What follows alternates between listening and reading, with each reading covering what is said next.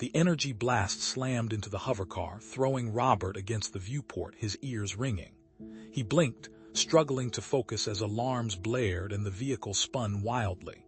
Princess Vega, her usually vibrant blue skin now marred by a streak of crimson from a gash on her forehead, whispered, "They know. They know I'm here." Her voice, though strained, held a regal quality that even pain couldn't diminish. Robert's vision swam, but years of combat and emergency training kicked in. He pulled Vega into a protective embrace, his left hand instinctively finding the pulse point on her slender neck. It was rapid but steady. "Hang on, princess," he grunted, his voice rough. The scent of ozone and singed synth leather filled the air. He quickly assessed the wound on her head, a nasty laceration but likely superficial. What concerned him more was the distinct energy signature of the weapon that had struck them. Eleni. One of their own had tried to kill her. "Damn it," he muttered, glancing at the control panel. Sparks showered from a damaged console. With one hand still firmly around Vega, he fumbled for the emergency cloaking system override. The hovercar shimmered, the viewport distorting the neon-drenched cityscape of the multi-species trade station into an unrecognizable blur before disappearing entirely. They were invisible but not safe. "Who are they, princess?" Robert asked, his eyes scanning the airspace around them, searching for any sign of pursuit. The station's comm chatter was a cacophony of alien languages, a constant reminder of their vulnerability. Vega winced as she shifted slightly in his arms. "A faction within my own people, isolationists. They oppose my mission." She paused, her brow furrowed in pain. "I am here to foster an alliance, Robert, an alliance with other species. They believe such contact is unclean." Robert grimaced, bigotry, it transcended species. He glanced at the navigation display, fried. A direct escape was impossible. "We can't stay here," he said, his mind already racing through options. "We need to get you to safety and repair the nav system." He weighed their options. Contacting Vega's security forces directly was too risky. The attackers clearly had inside information. That left one choice. "I'm taking us down," he announced, grabbing the manual controls. Vega's eyes widened, her blue irises almost glowing in the dim light of the cloaked hovercar. "Down to the lower levels, that's incredibly dangerous. The denizens there are less likely to expect a cloaked hovercar carrying a princess," Robert finished, his tone firm. "Princess, my priority is your safety, but we can't call for help with a broken nav system. Time is not on our side. We need to fix this, and fast. The lower levels are our best bet for getting off the grid long enough to do it." Ignoring her protests, Robert wrestled the hovercar into a controlled descent. The sleek vehicle plunged through the upper levels of the trade station, past glittering corporate spires and luxurious residential zones, towards the grimy, chaotic underbelly where anything could be bought, sold, or buried. The rough descent jostled Vega against her restraints. A fresh trickle of crimson snaked from beneath the makeshift bandage on her forehead, staining her violet skin. "Damn it," Robert muttered, wrestling the controls. He spared a glance at Vega. "Hold still." Reaching into his medkit, he unfolded a sterile compress and pressed it firmly against the wound. "Just a little deeper than I thought." The hovercar bucked and weaved through the canyon like corridors of the lower levels. Neon signs flickered, casting garish light on the grimy walls. Flying vehicles swerved erratically, narrowly avoiding collisions. Robert expertly threaded the damaged hovercar through the chaos, his hands a blur on the controls. Years of piloting dropships in combat zones had honed his reflexes to a razor's edge. This place," Vega said, her voice strained. "It feels dangerous, so much anger." Robert grunted, dodging a sputtering cargo drone. "It is. Lower levels are where the station's forgot. Species prejudices run high and the criminal element thrives, but it's also where we can disappear." He glanced at her, his expression grim. "Options are limited, princess. Stay topside and they'll find us quick. Here, we might have a chance. A warning klaxon blared as the hovercar's cloaking system sputtered, the shimmering field around them flickering intermittently. "Cloak's failing," Robert said, his face hardened. "That energy blast fried half the circuits." Ahead, nestled between a noodle bar and a droid chop shop, was a dilapidated repair shop. Rust coated the corrugated metal walls and sparks flew from a welding torch inside. "That place," Robert said, pointing. "Heard they're discreet and they don't ask questions." Vega's brow furrowed. "It appears unsavory." "Unsavory's good right now," Robert countered, initiating the landing sequence. "Better than dead." He guided the hovercar into the cramped bay, the landing gear groaning in protest. The airlock hissed open, revealing a cavernous interior filled with spare parts and the pungent smell of ozone and lubricant. A hulking figure emerged from the shadows, its reptilian eyes narrowed in suspicion. The alien, whose species Robert couldn't immediately place but recognized as a grum, lumbered towards them. Patches of scale were missing, revealing cybernetic implants beneath. "What you want?" The grum growled, its voice raspy. "I'm busy." Robert stepped forward, his hand resting subtly on the stunner at his hip. "Hovercar needs repair, discreetly, and quickly." The grum's gaze flicked to Vega, his eyes widening slightly. "You with her? That's Eleni royalty, trouble." Robert didn't waste time arguing. He tapped a sequence on his wrist-mounted datapad, transferring a substantial sum of credits to the grum's account. The grum's eyes widened further, his greed momentarily overriding his fear. All right, the grum conceded, his voice softening slightly. "Let's see what we got." He lumbered towards the hovercar, his thick fingers running over the scorched hull. After a moment, he shook his head. "Bad, cloaking systems fried, energy conduits ruptured. Gonna take hours, maybe longer." Hours, that was time they didn't have. Robert moved to the back of the hovercar and opened a small compartment, revealing a portable medical scanner. "Mind if I take a look at the weapon residue?" he asked the grum, already powering up the device. The grum shrugged. "Suit yourself, just don't break anything else." Robert scanned the charred metal, the device humming softly. Data streamed across the screen, complex energy signatures and molecular structures. "Interesting," he murmured, his brow furrowed. "What is it?" Vega asked, her voice barely a whisper. "The energy signature," Robert said, tapping the screen. "It's Eleni, but modified, slightly different frequency, almost like an experimental weapon." Which meant the assassins had access to something beyond standard issue. A chilling thought. Vega closed her eyes, her brow furrowed in concentration. "He is conflicted," she said softly, her voice barely audible. "The grum, he fears us, but he also desires the credits, a difficult balance." Robert glanced at Grum, who was now fiddling with the hovercar's damaged engine. He trusted Vega's instincts. Her empathic abilities were subtle but powerful. Suddenly, a red light flashed on Robert's wrist-mounted scanner. "Surveillance," he said, his voice sharp. "Cameras focusing on our location, they're tracking us." "They know we're here," Vega whispered, her eyes wide with alarm. Robert's mind raced. Hours to repair the hovercar, Assassination osing in. They were trapped. He looked at Vega, then at the grum, who was oblivious to the danger. "All right, princess," he said, his voice low and urgent. "Time to make this place a little less welcoming." He turned to Vega. "I need your help." Robert began issuing instructions, his voice calm and decisive. He directed Vega to use her abilities to sense the best vantage points and potential ambush locations. He then began scavenging parts from the repair shop, improvising security measures with a speed and ingenuity born of years of battlefield experience. He rigged up makeshift tripwires using discarded cables and scrap metal, creating a network of early warning systems. He jury-rigged a portable shield generator from a damaged power converter, providing a temporary barrier against energy weapons. The repair shop, once a haven of grime and neglect, was slowly transforming into a makeshift fortress.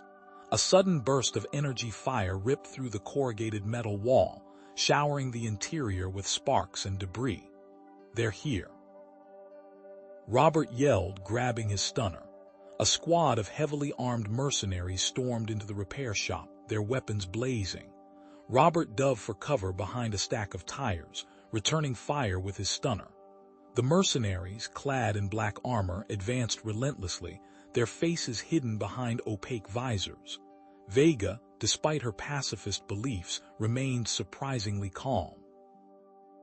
She closed her eyes, focusing her empathic abilities.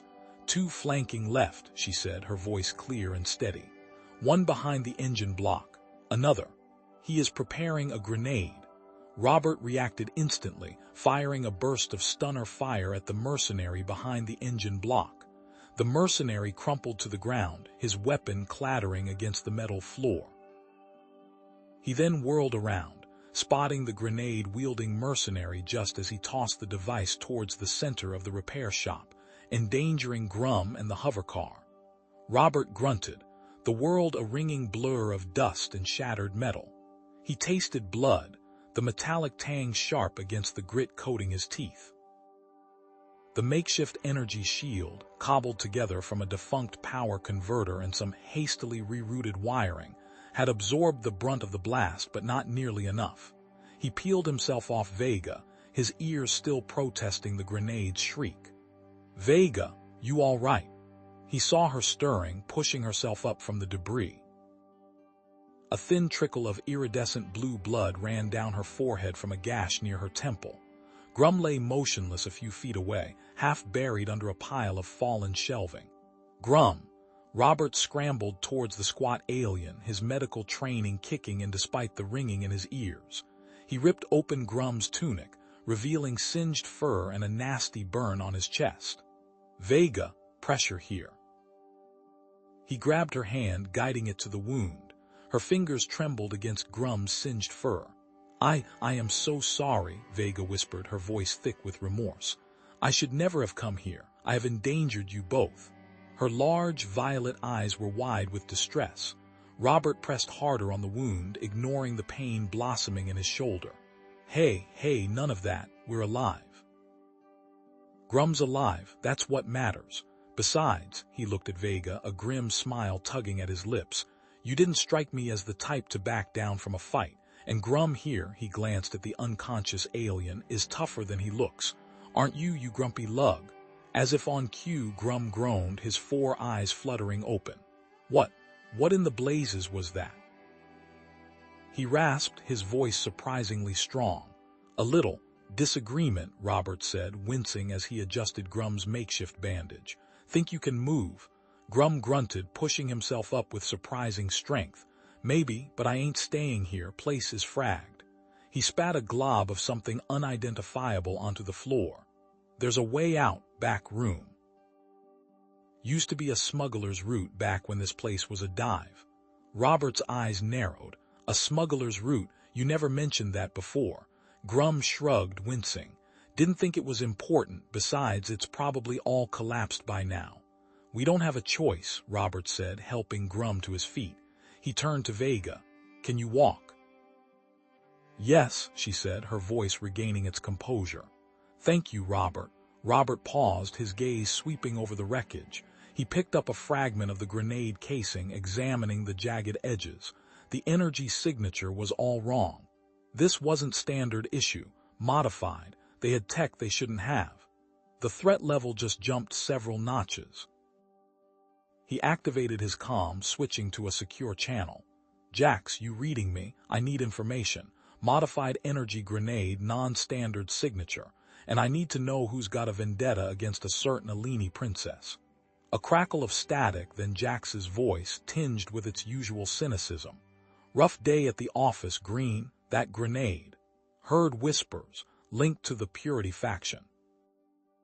Radical Alini group. Don't like outsiders, especially not ones cozying up to their princess. Purity faction. Vega's voice was barely a whisper. They oppose the peace talks, but to resort to assassination.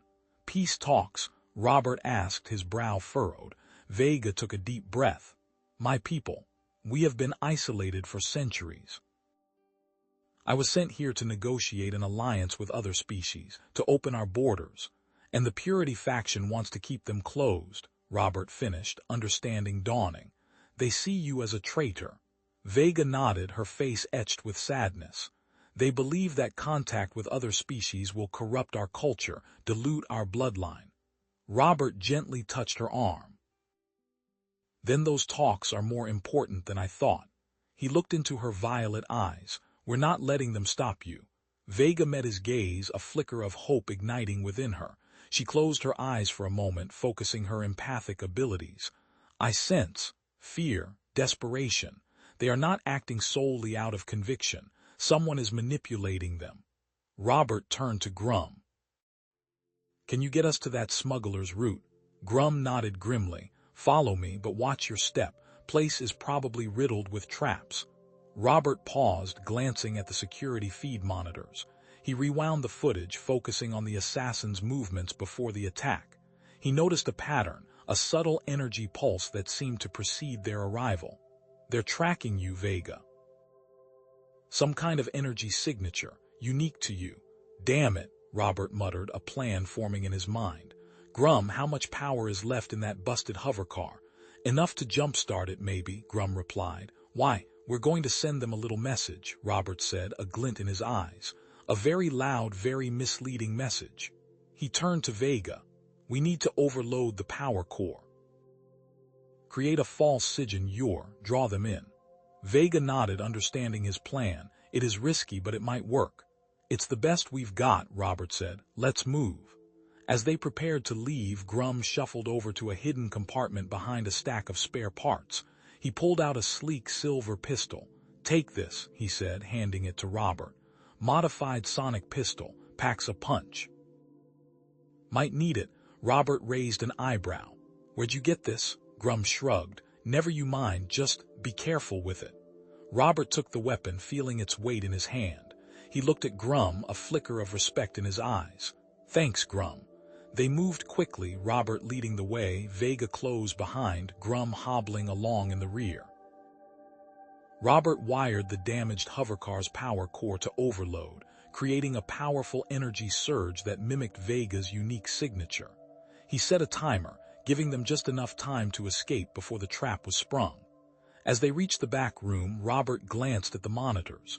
The assassins were on their way, drawn in by the false signal like moths to a flame. Ready? He asked Vega. She nodded, her face pale but determined.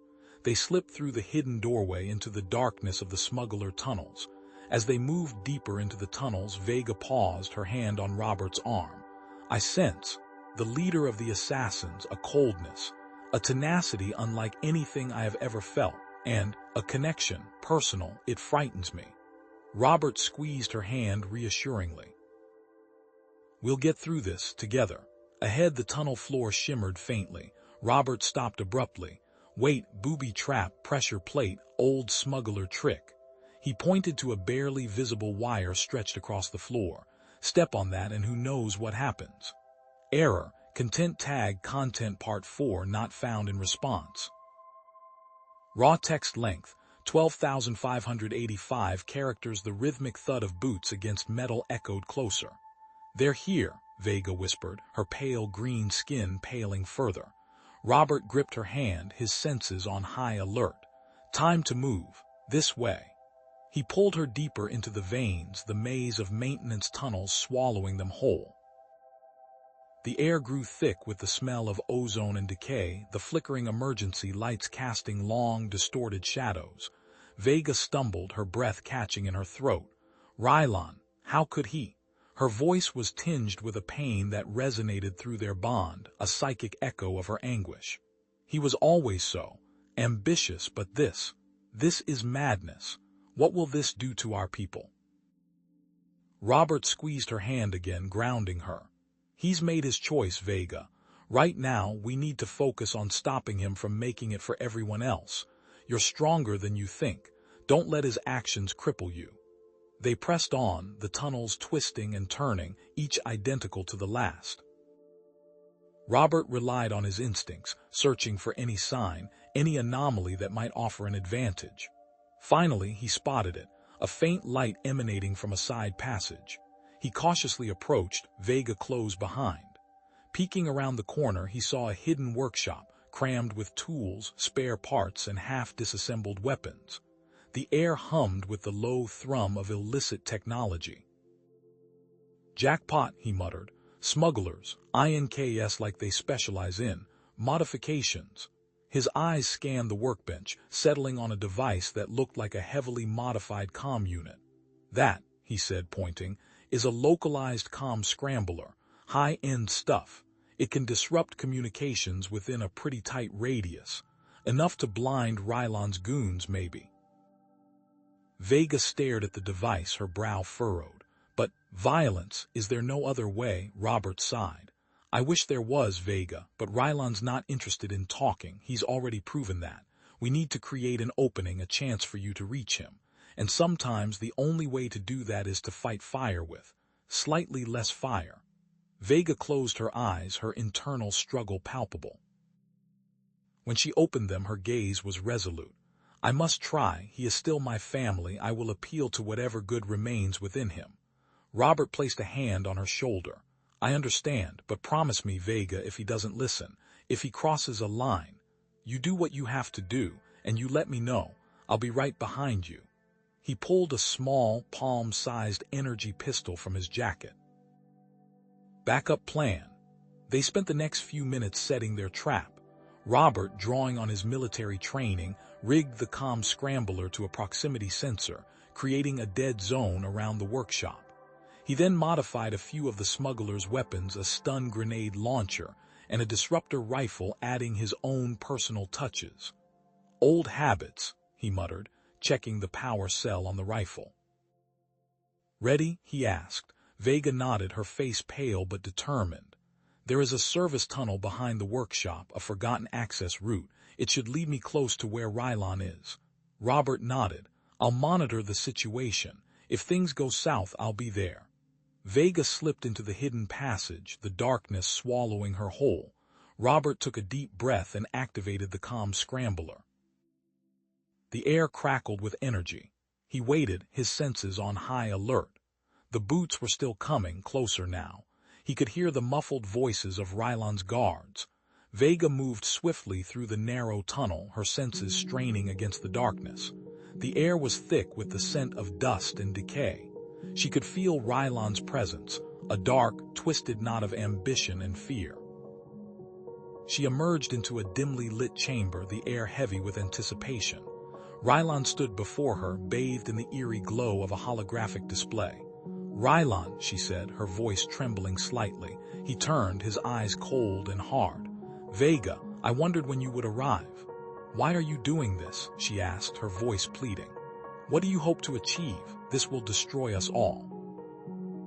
Rylon scoffed. "Destroy us?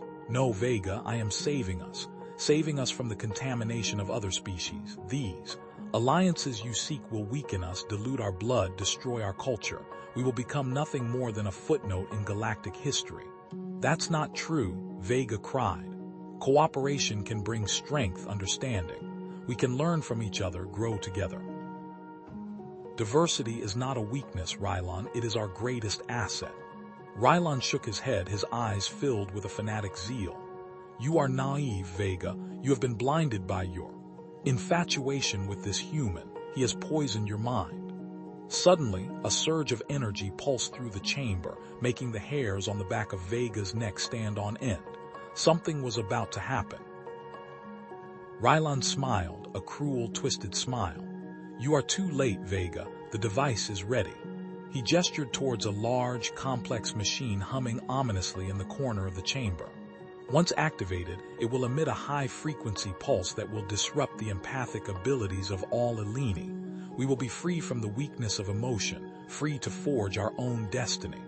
Vega gasped, horrified. "You would cripple our entire society. You would destroy everything that makes us who we are." "It is a necessary sacrifice," Rylon said, his voice devoid of emotion. "For the greater good." Vega lunged forward, desperate to stop him, but Rylon was too quick. He grabbed her arm, his grip like iron. "You cannot stop me, Vega. Our people will be grateful eventually." Just as Rylon reached for the activation switch, a figure burst into the chamber, tackling him to the ground. "Robert!" Rylon roared in fury, kicking Robert off him and scrambling to his feet. You meddling human."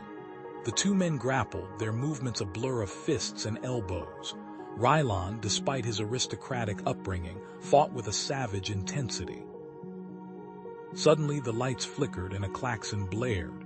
A synthesized voice announced, "Warning, self-destruct sequence initiated, T-5 minutes."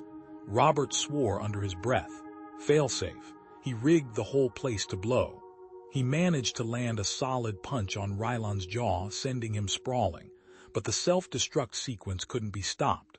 "We have to get out of here," Robert yelled, grabbing Vega's hand. Vega closed her eyes, focusing her empathic abilities. There's a hidden escape route, an old transport system, this way." She led them through a maze of corridors, the walls shaking as the self-destruct sequence progressed. As they reached the transport system, Rylon, regaining his feet, activated the device remotely.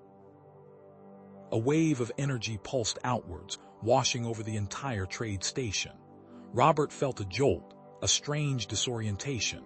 Vega cried out, clutching her head. The chaos had begun. The transport car lurched violently, throwing Vega against the padded wall. Alarms blared, a cacophony of distorted klaxons and garbled announcements in a dozen languages. The energy pulse had crippled the automated systems. Robert, bracing himself against a handhold, muttered, "Damn it all to hell." He ripped open a panel beneath the viewport, revealing a tangle of wires and conduits. Sparks flew as he jammed a multi-tool into the access port. "These Eleni systems are too damn refined," he grunted, sweat beading on his forehead. "Give me a good old Earthside engine any day." After a moment of furious work, the transport car's erratic movements smoothed out, though it was clear it was running on a manual override. "Temporary fix," Robert said, wiping his brow with the back of his hand. "But it'll keep us from becoming space dust for a little while longer." Vega closed her eyes, her slender hands trembling. The fear," she whispered, her voice barely audible above the alarms. "It's overwhelming." The empathic feedback from the panicked crowds throughout the transport system was hitting her like a physical blow. She was beginning to hyperventilate. Robert knelt beside her, taking her hand. Her skin was clammy, almost cold. Hey, look at me," he said, his voice calm and steady, a stark contrast to the chaos around them. "Remember what I told you back on the station. Short, shallow breaths. Focus on your center. Imagine a point of calm within the storm." He guided her through the breathing exercises he'd learned during his combat medic training techniques designed to help soldiers control their ND panic in the heat of battle. In and out, slow and steady. As Vega focused on her breathing, her tremors subsided slightly. The immediate panic began to recede, replaced by a dull ache of anxiety. "Better," she managed, her voice still weak.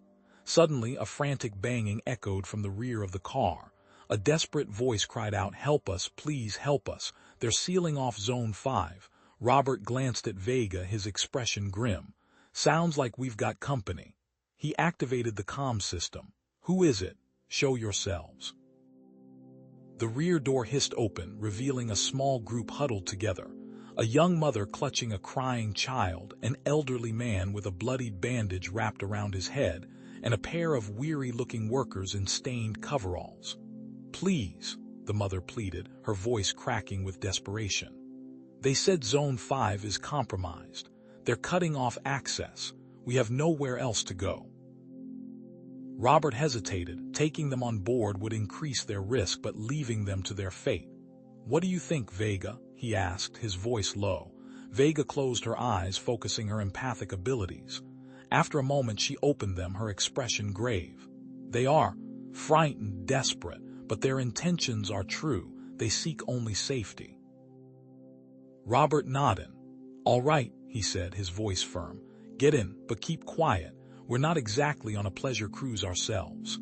He He helped the refugees scramble aboard, securing them as best he could.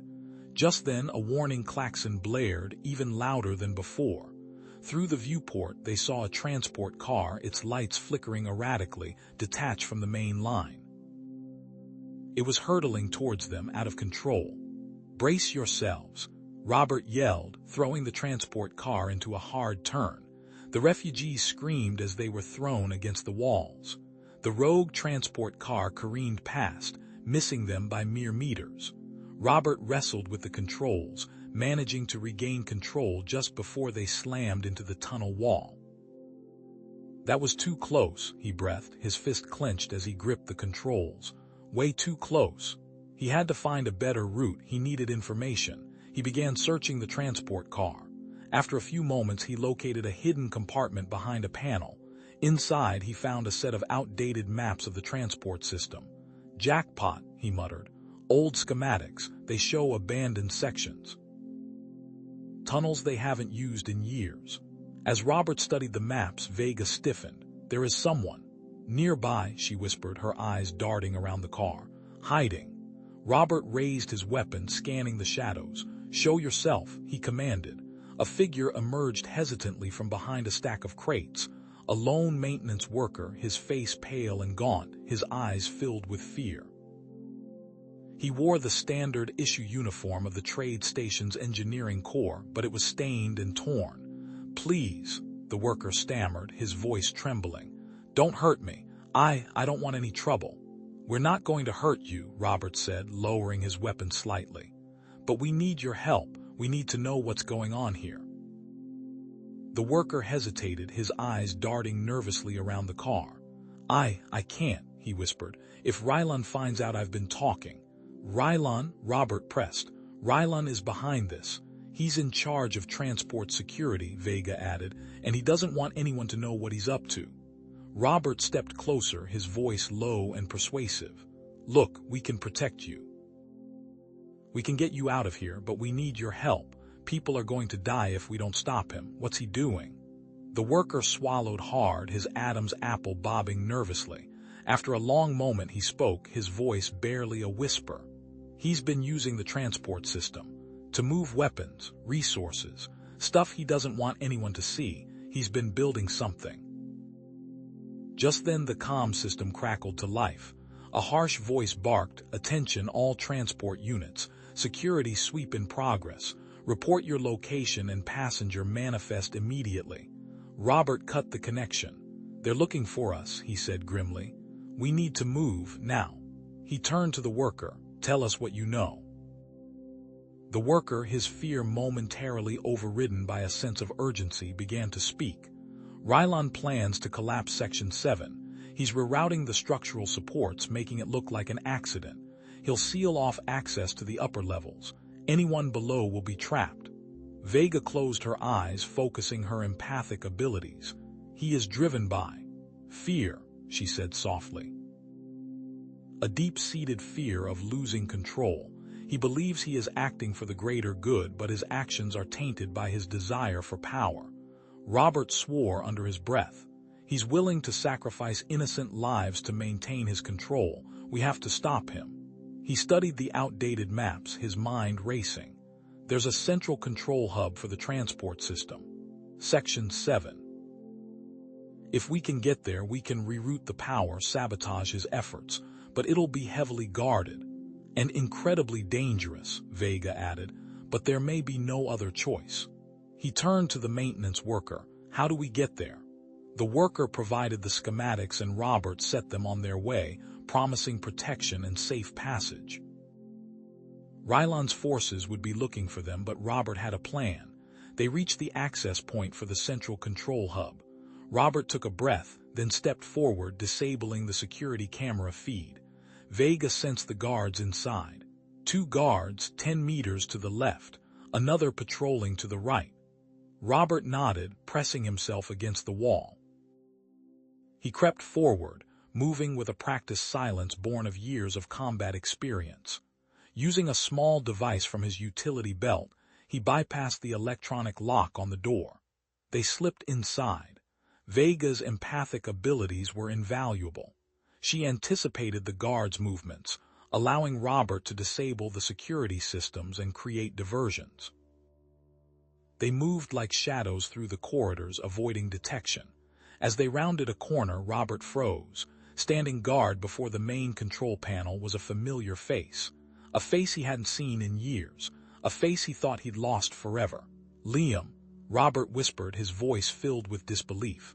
Liam's eyes widened in surprise, then hardened with grit. "Robert, what are you doing here?" "What am I doing here?" Robert replied, stepping forward. "What are you doing working for Rylon? He's going to collapse Section 7. He's going to kill hundreds of people." Liam shook his head, his expression troubled. "You don't understand, Robert. Rylon is doing what's necessary to protect us, to maintain order. The trade station is falling apart. He's the only one who can keep it together." "That's what he wants you to believe, Liam," Robert pleaded, his voice tinged with desperation. "But it's a lie. He's driven by fear and greed. Don't you see that?" Robert tried to appeal to their shared history and values. They grew up together, fought together, bled together. He knew Liam was a good man deep down. As they spoke, a low hum filled the air. The lights flickered and the ground trembled. Rylon's plan was already in motion. "There's no time for this, Robert," Liam said, his voice tight with emotion. "Stand aside, I can't let you interfere." Before Robert could respond, a voice boomed from the doorway. "It seems you have a knack for finding trouble, Robert. I should have expected this." Rylon stepped into the control hub, flanked by heavily armed guards. His face was a mask of cold fury. "I anticipated your little plan," he sneered. "Trapping you here was almost too easy." The blast doors slammed shut, sealing them inside. Rylon's voice, amplified by the control hub's comm system, dripped with self-righteousness. "The system must be purged. These upper levels are beyond saving. A controlled collapse is the only way to ensure order. A sacrifice, yes, but a necessary one." He spread his hands, a grotesque parody of compassion. "Think of it as triage, unpleasant but ultimately for the greater good." Robert's gaze darted around the control hub, a cramped space filled with flickering consoles and exposed wiring. His eyes snagged on a loose panel near the main power regulator, a rectangular plate vibrating slightly against the console's frame. He remembered its function from his training decades ago. It felt like in the core engineering division, a manual override for the emergency lockdown, a last-ditch failsafe. He caught Vega's eye, offering the smallest of nods towards the panel. She understood instantly. "Rylon," she said, her voice soft but firm, drawing his attention. "Surely there's another way, collapsing these levels, the lives that will be lost." She allowed her voice to trail off, a feigned plea designed to buy Robert precious seconds. She felt Rylon's deeply entrenched fear, his conviction that he was the only one who could save his people, and it was a heavy weight on her own heart. She struggled to keep her revulsion from showing on her face. As Rylon turned his attention to Vega, his face contorted in a mask of pained understanding, Robert subtly reached towards the panel. With a flick of his wrist, he pried it open and banged his hand onto the exposed button beneath. The hub plunged into momentary darkness, followed by a chaotic surge of power. Sparks erupted from the consoles, filling the air with the acrid smell of ozone. The localized gravity trap flickered and died, freeing Robert and Vega. "You!" Rylon roared, his face flushed with fury. He lunged, but Robert was ready. He met Rylon's charge with a brutal right hook, sending the Eleni administrator staggering back. Rylon's guards, caught off guard by the sudden power surge, scrambled to react. Vega, despite her pacifist nature, moved with surprising agility. She didn't strike, but used her empathic abilities to anticipate the guards' movements, subtly guiding Robert, whispering warnings in his ear a split second before an attack landed. "He's going for your left. Block." Robert fought with a grim efficiency, years of combat experience honed to a razor's edge. He disarmed one guard with a swift kick, then used the discarded weapon to incapacitate another. He reached Rylon again, disarming him with a sharp twist. He hesitated. He could end this now. But the ingrained aversion to killing, the memories of faces from long-ago battlefields held his hand. That hesitation was all Rylon needed. He barked an order into his wrist comm. Reinforcements. Control hub compromised. A klaxon blared and the heavy thud of approaching footsteps echoed through the corridors. Robert cursed under his breath. We need to move.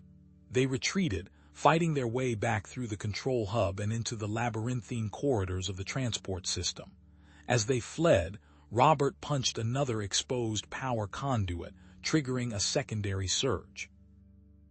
The lights flickered violently, and the transport system groaned under the strain. Elevators screeched to a halt, gravity fields wavered, and the entire system seemed to convulse in agony. The chaos slowed their pursuers, but they were still gaining.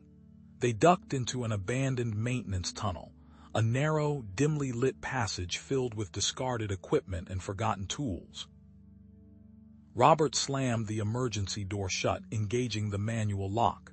He turned to Vega, his face etched with concern. "Are you all right?" She nodded, but her face was pale and a trickle of blood ran from her nose. She wiped it away with a shaky hand. The empathic strain, it's taking its toll. Robert gently took her hand, his touch surprisingly tender. He examined her face, his fingers tracing the delicate lines around her eyes. "Let me see that." He pulled a medkit from his belt and began to clean the blood from her face. The small act of care was a bridge between their vastly different worlds, a moment of quiet intimacy amidst the chaos. Suddenly, Vega gasped, her eyes widening in horror. "The refugees, I feel them, fear, pain. They're trapped, Rylon. He's going to collapse that section." Robert's mind focused. He remembered the faces of the desperate families they had passed earlier, huddled together in fear. He couldn't leave them to die. Not again. "We have to go back," he said, his voice firm, brooking no argument. Vega looked at him, her eyes filled with a mixture of concern and admiration. "It's too dangerous, Robert. We can't save everyone." "Maybe not," he said, his voice low and filled with a quiet commitment. "But I can't live with myself if I don't try. I made that mistake once before. I won't make it again." The memory of his team trapped in a burning transport during the war flashed through his mind. He couldn't save them then. He wouldn't fail again. They pressed on, deeper into the transport system. They discovered that Rylon had rerouted the main power grid, diverting energy to the collapse sequence. Time was running out. "There is a way," Vega said, her voice barely a whisper. "I can use my abilities to create a resonance pulse. It could temporarily stabilize the section long enough for them to escape." Robert frowned. "That sounds dangerous." "It is," she admitted. "It will require a dangerous amount of energy, but it's the only chance they have." Robert studied the schematics of the power grid, his mind racing. "There's a damaged power conduit nearby. If I can modify it, create a makeshift amplifier, we might be able to channel enough energy for your pulse." "It's risky," Vega said, her voice tinged with concern. "A system overload could be catastrophic." "We don't have a choice," Robert said grimly. He set to work, jury-rigging the damaged conduit with scavenged parts and a prayer. When he was finished, he stepped back, wiping the sweat from his brow. "Ready?" Vega nodded, her face pale but resolute. She closed her eyes, focusing her empathic abilities, reaching out to the trapped refugees, feeling their fear, their desperation. Then, with a surge of power, she unleashed the resonance pulse. The entire transport system shuddered. The collapsing section momentarily stabilized, and the refugees began to move, their faces filled with hope. But the effort was immense, and Vega staggered, collapsing into Robert's arms, weakened and vulnerable. Suddenly, the system lurched violently. Red lights flashed and alarms blared. Rylon, his voice crackling over the comm system, laughed maniacally. "Did you really think you could stop me? I've overridden the system again. Initiating final collapse sequence." The walls groaned and the ceiling began to crumble. Their escape route was blocked. "We have to get out of here."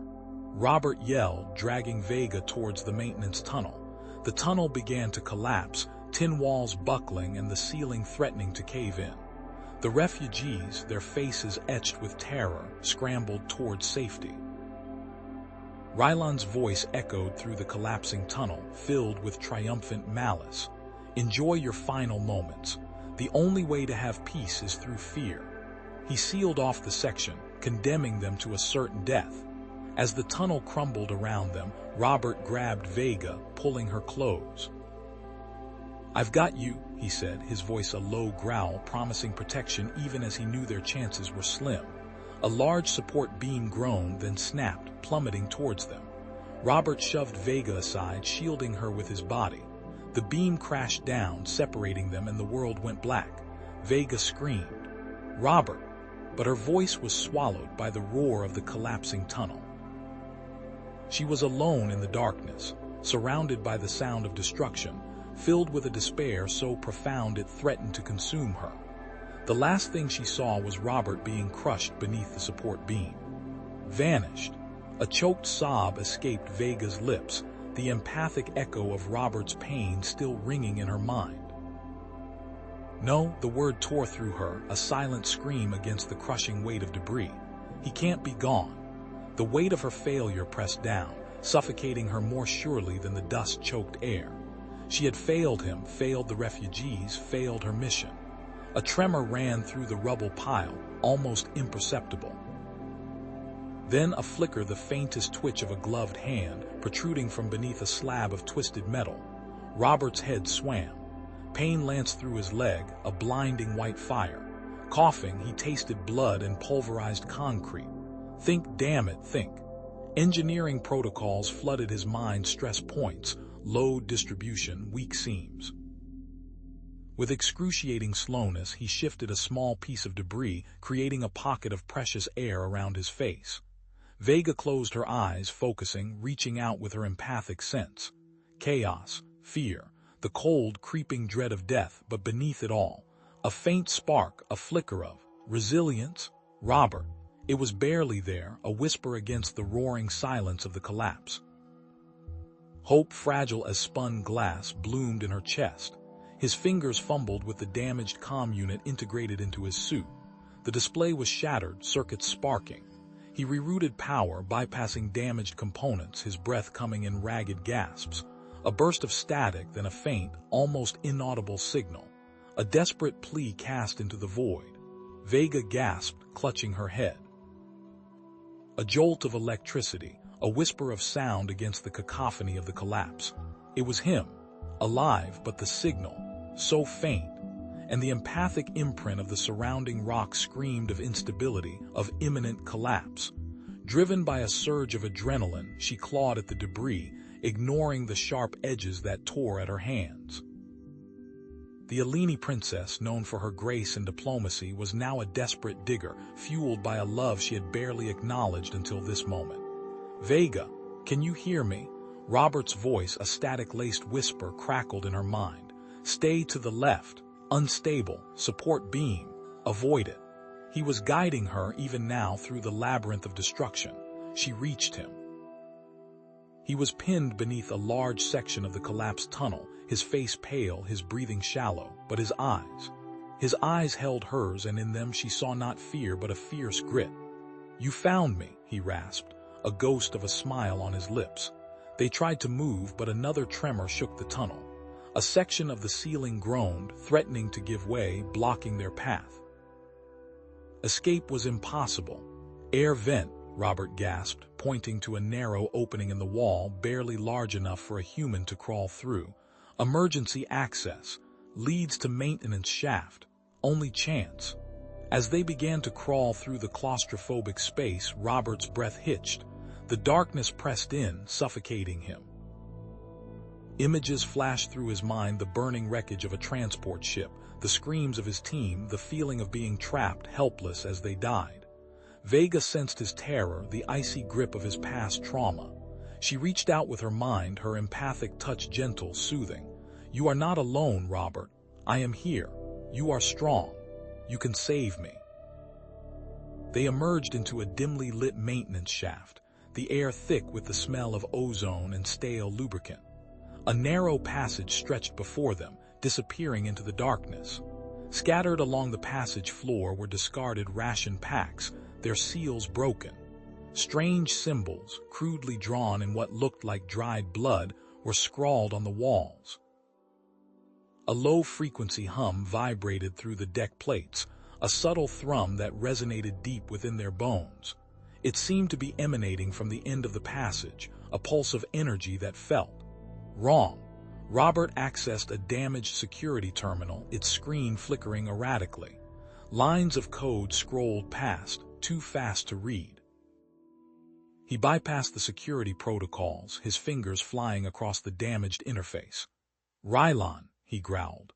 "He's deployed automated security drones, hunting us. And the refugees." Vega felt a wave of pure, unadulterated terror wash over her, the collective fear of the trapped refugees as Rylon systematically eliminated them, one by one, to silence any witnesses. "He won't get away with this," Robert vowed, his voice tight with fury. "I won't let him, not again." The ghosts of his past spurred him forward, a burning need to atone for his failures. The passage opened into a hidden control room, overlooking a vast, previously unknown section of the transport system. A massive device hummed at the far end, pulsing with that strange, low-frequency energy.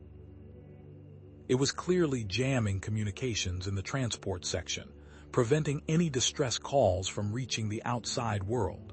And standing in the shadows, watching them, was a cloaked figure.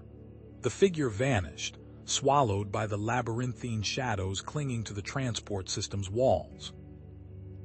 A prickling sensation crawled across Robert's skin, the unsettling feeling of unseen eyes boring into his back. He knelt beside the jamming device, his fingers dancing across its cold, metallic surface. The casing was surprisingly crude, a patchwork of scavenged components crudely welded together.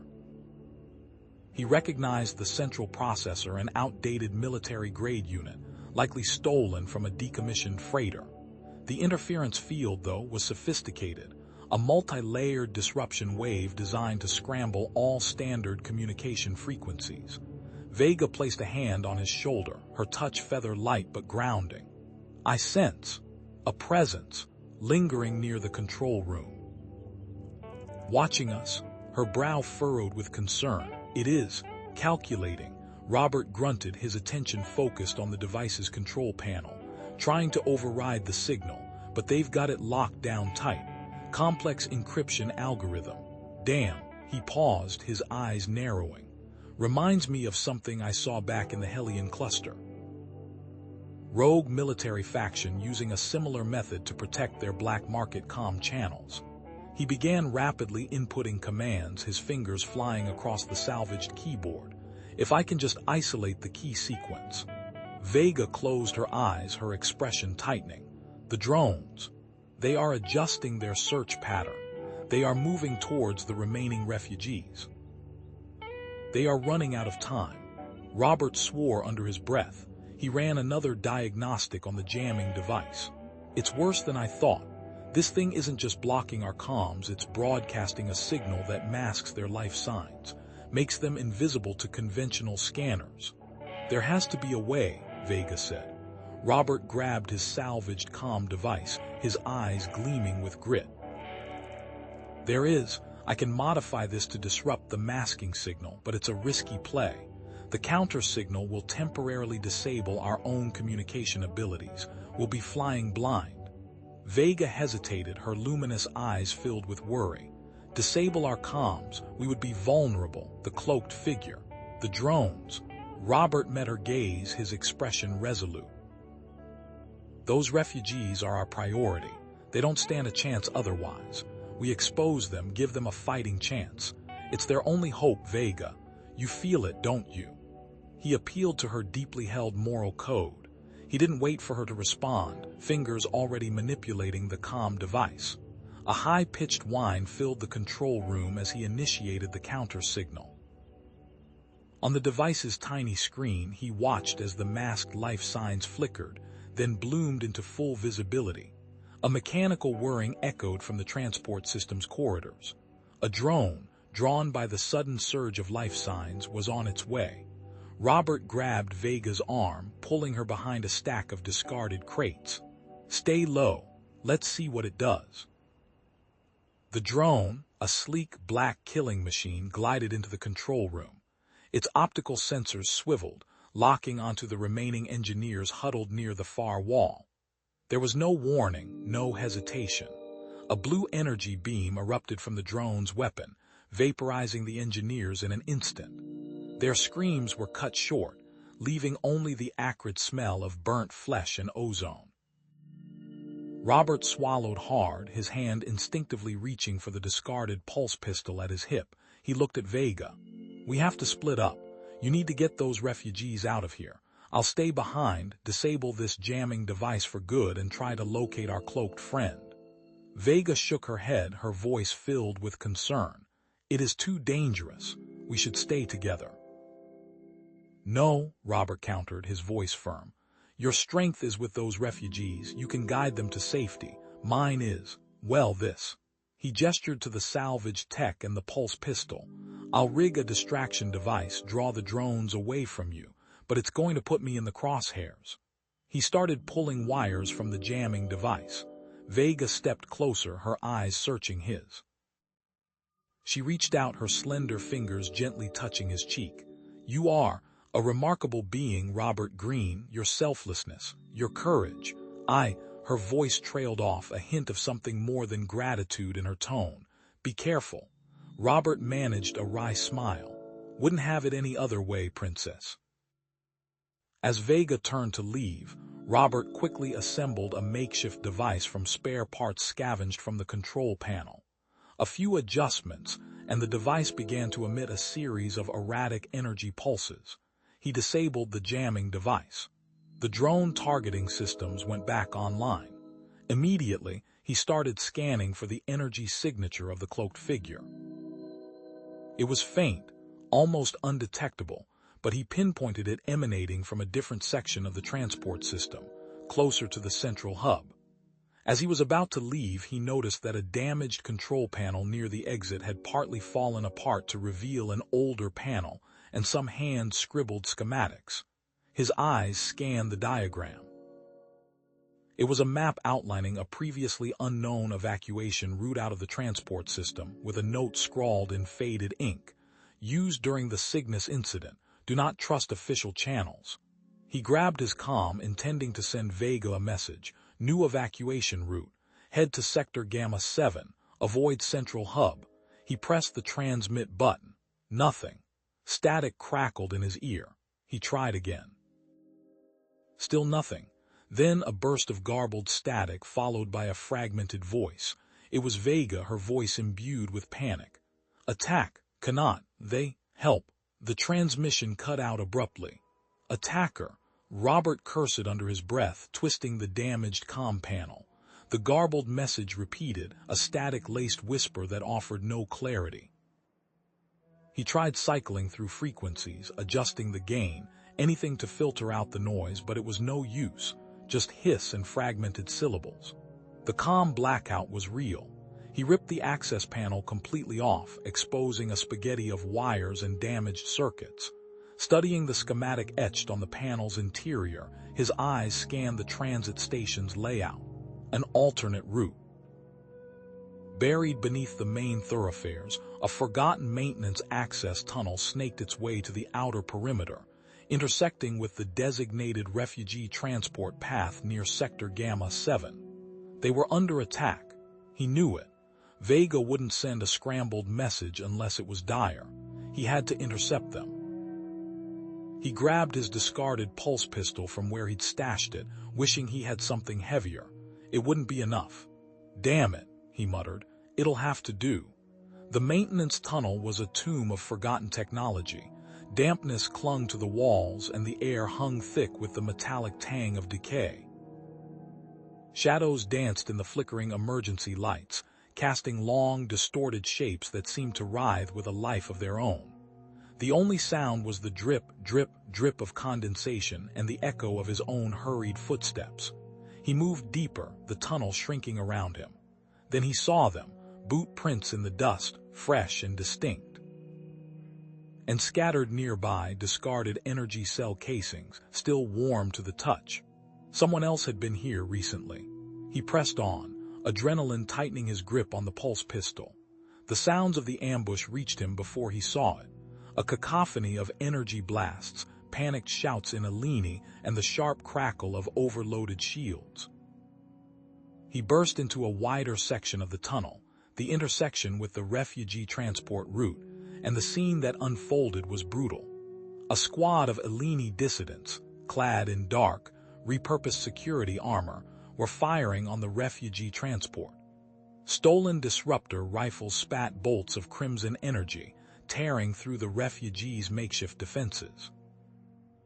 The air crackled with ozone and the acrid smell of burning circuitry. "Traitors!" One of the dissidents screamed, his voice amplified by a helmet speaker. "Vega, you would defile our bloodline with alien alliances. It ends here." Even in the chaos, Vega stood out.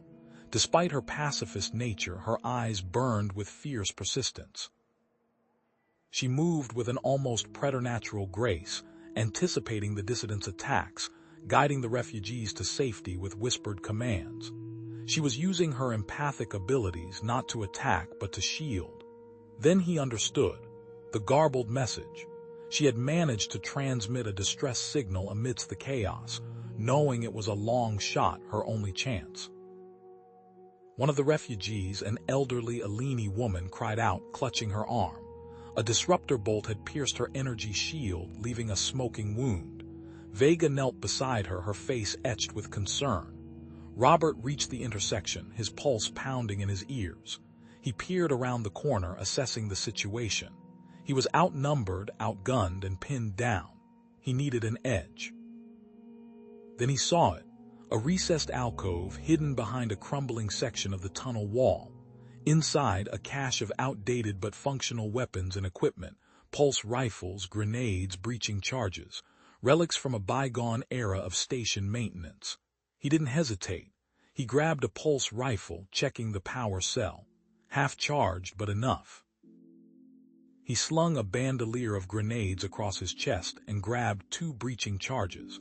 Time to improvise. He slapped the breaching charges onto a sealed section of the tunnel wall, a few meters from the dissidents. He set the timers for 5 seconds and scrambled back. The tunnel shook as the charges detonated, blasting a hole in the wall and showering the dissidents with debris.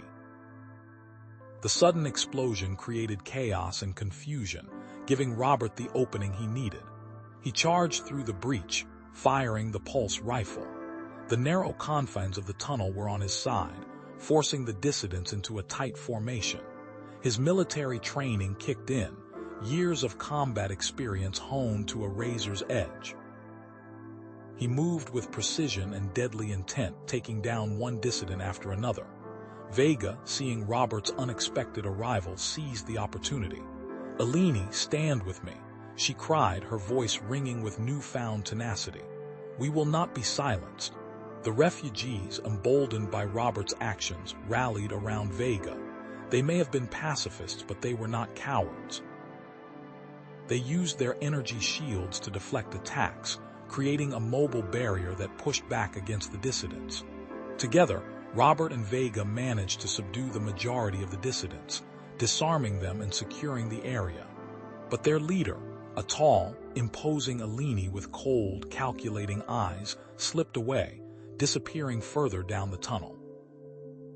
Vega closed her eyes, focusing her empathic abilities.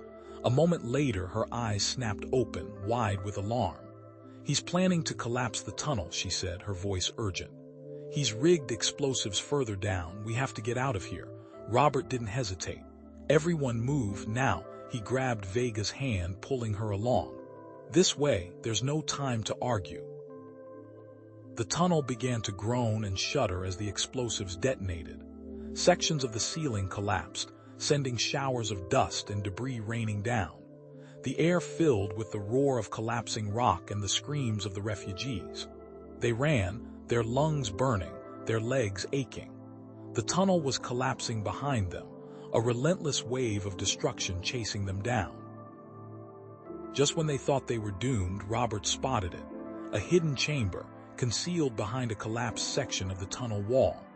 Inside, bathed in the eerie glow of emergency lights, sat a functioning emergency transport pod, a relic from a forgotten era, a last chance for escape. The tunnel groaned, a monstrous sigh of collapsing duracrete and twisted metal. Robert shoved Vega and the few remaining refugees into the emergency transport pod, the air thick with dust and the stench of ozone. He sealed the hatch just as a section of the ceiling gave way, showering sparks and debris. Automated launch sequence initiated, a monotone voice announced from the pod's console. Robert ignored it. He didn't trust automated systems in this situation. "Override," he barked, tapping a series of commands on the flickering screen. Manual control engaged. Vega, her face pale but resolute, placed a hand on his arm. "Are you certain, Robert? The pre-programmed route is the safest." "Safest for getting us crushed," he retorted, his fingers flying across the controls. "Trust me." He wrestled the pod through the unstable debris field, the small craft shuddering violently as it dodged falling girders and exploding conduits. The automated systems would have plowed straight into half of them. Alarms blared, warning of hull breaches and failing life support systems. With a final surge of power, Robert launched the pod into the black void of space. But their escape was short-lived. "Contact," Vega announced, pointing to a blip on the long-range scanner. "Eleni patrol ship. Dissident markings." The patrol ship, sleek and predatory, closed in rapidly. Crimson energy bolts lanced out, narrowly missing the pod. Robert threw the pod into a series of evasive maneuvers, rolls and dives he hadn't used since his days in the Terran Alliance fleet. The G-forces slammed him against his seat, blurring his vision. "They're too fast," Vega said, her voice tight with fear. "Their weapons are far superior." Robert scanned the pod systems, his eyes narrowed. Offensive capabilities, minimal, short-range EMP burst only. "An electromagnetic pulse," Vega asked, confused. "What good will that do?"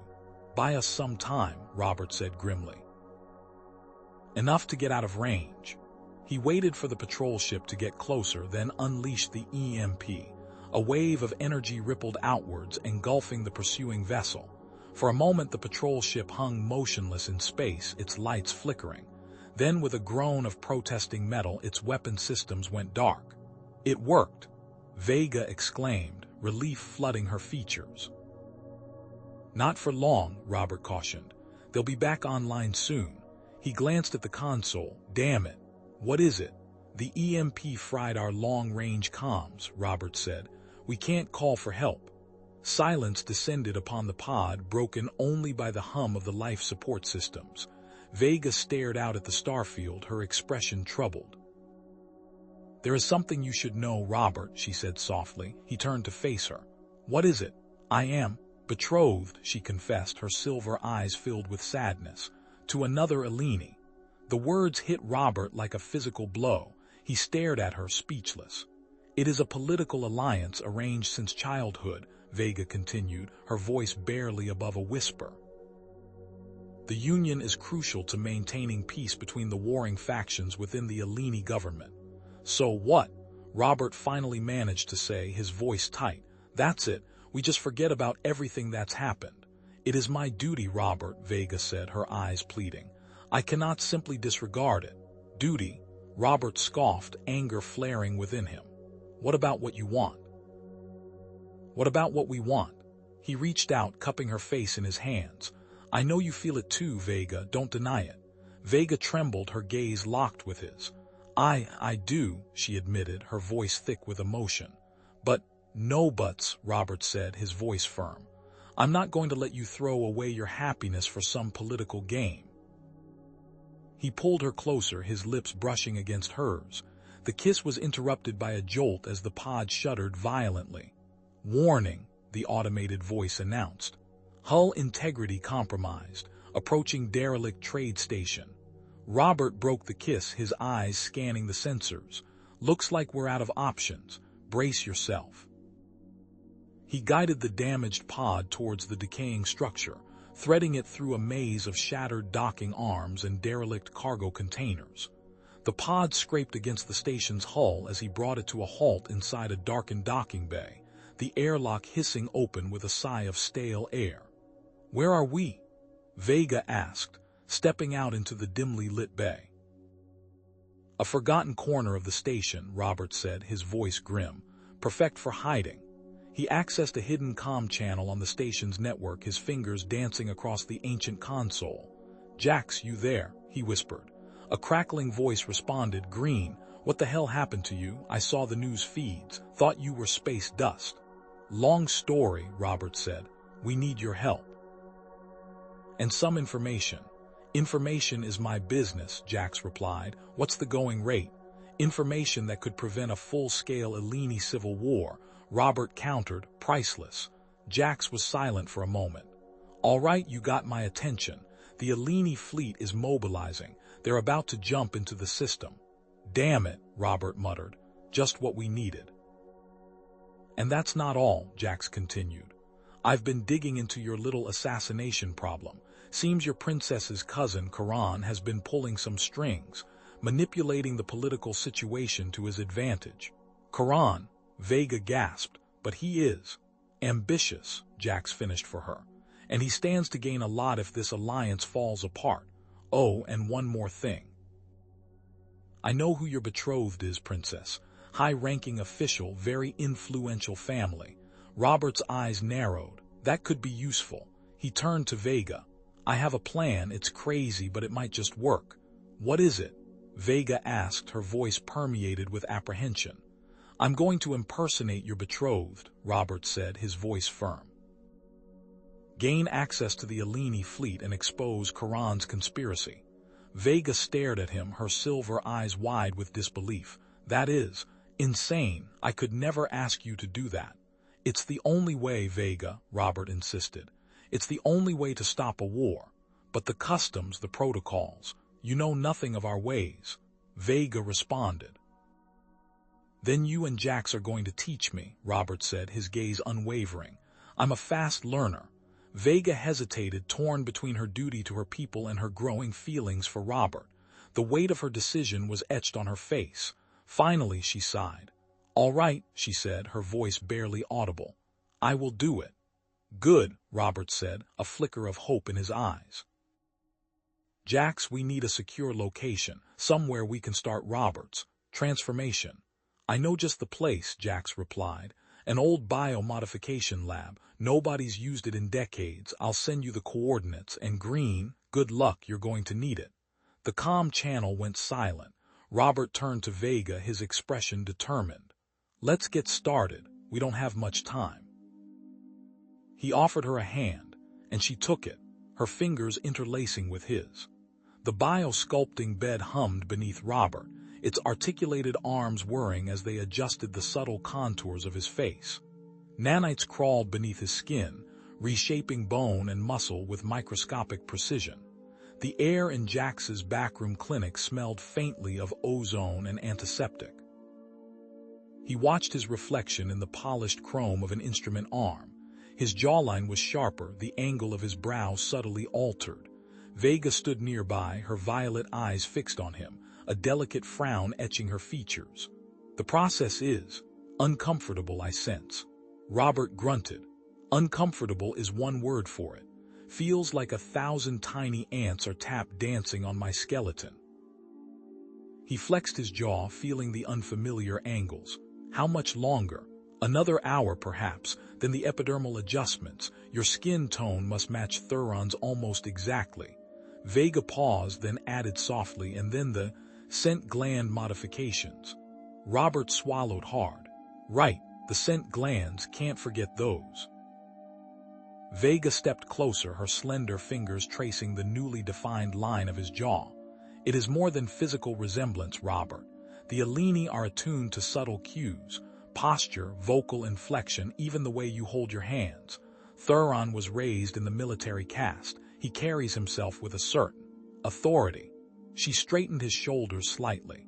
"Like this, but more effortless." Jax leaned against the doorway, his reptilian eyes glinting.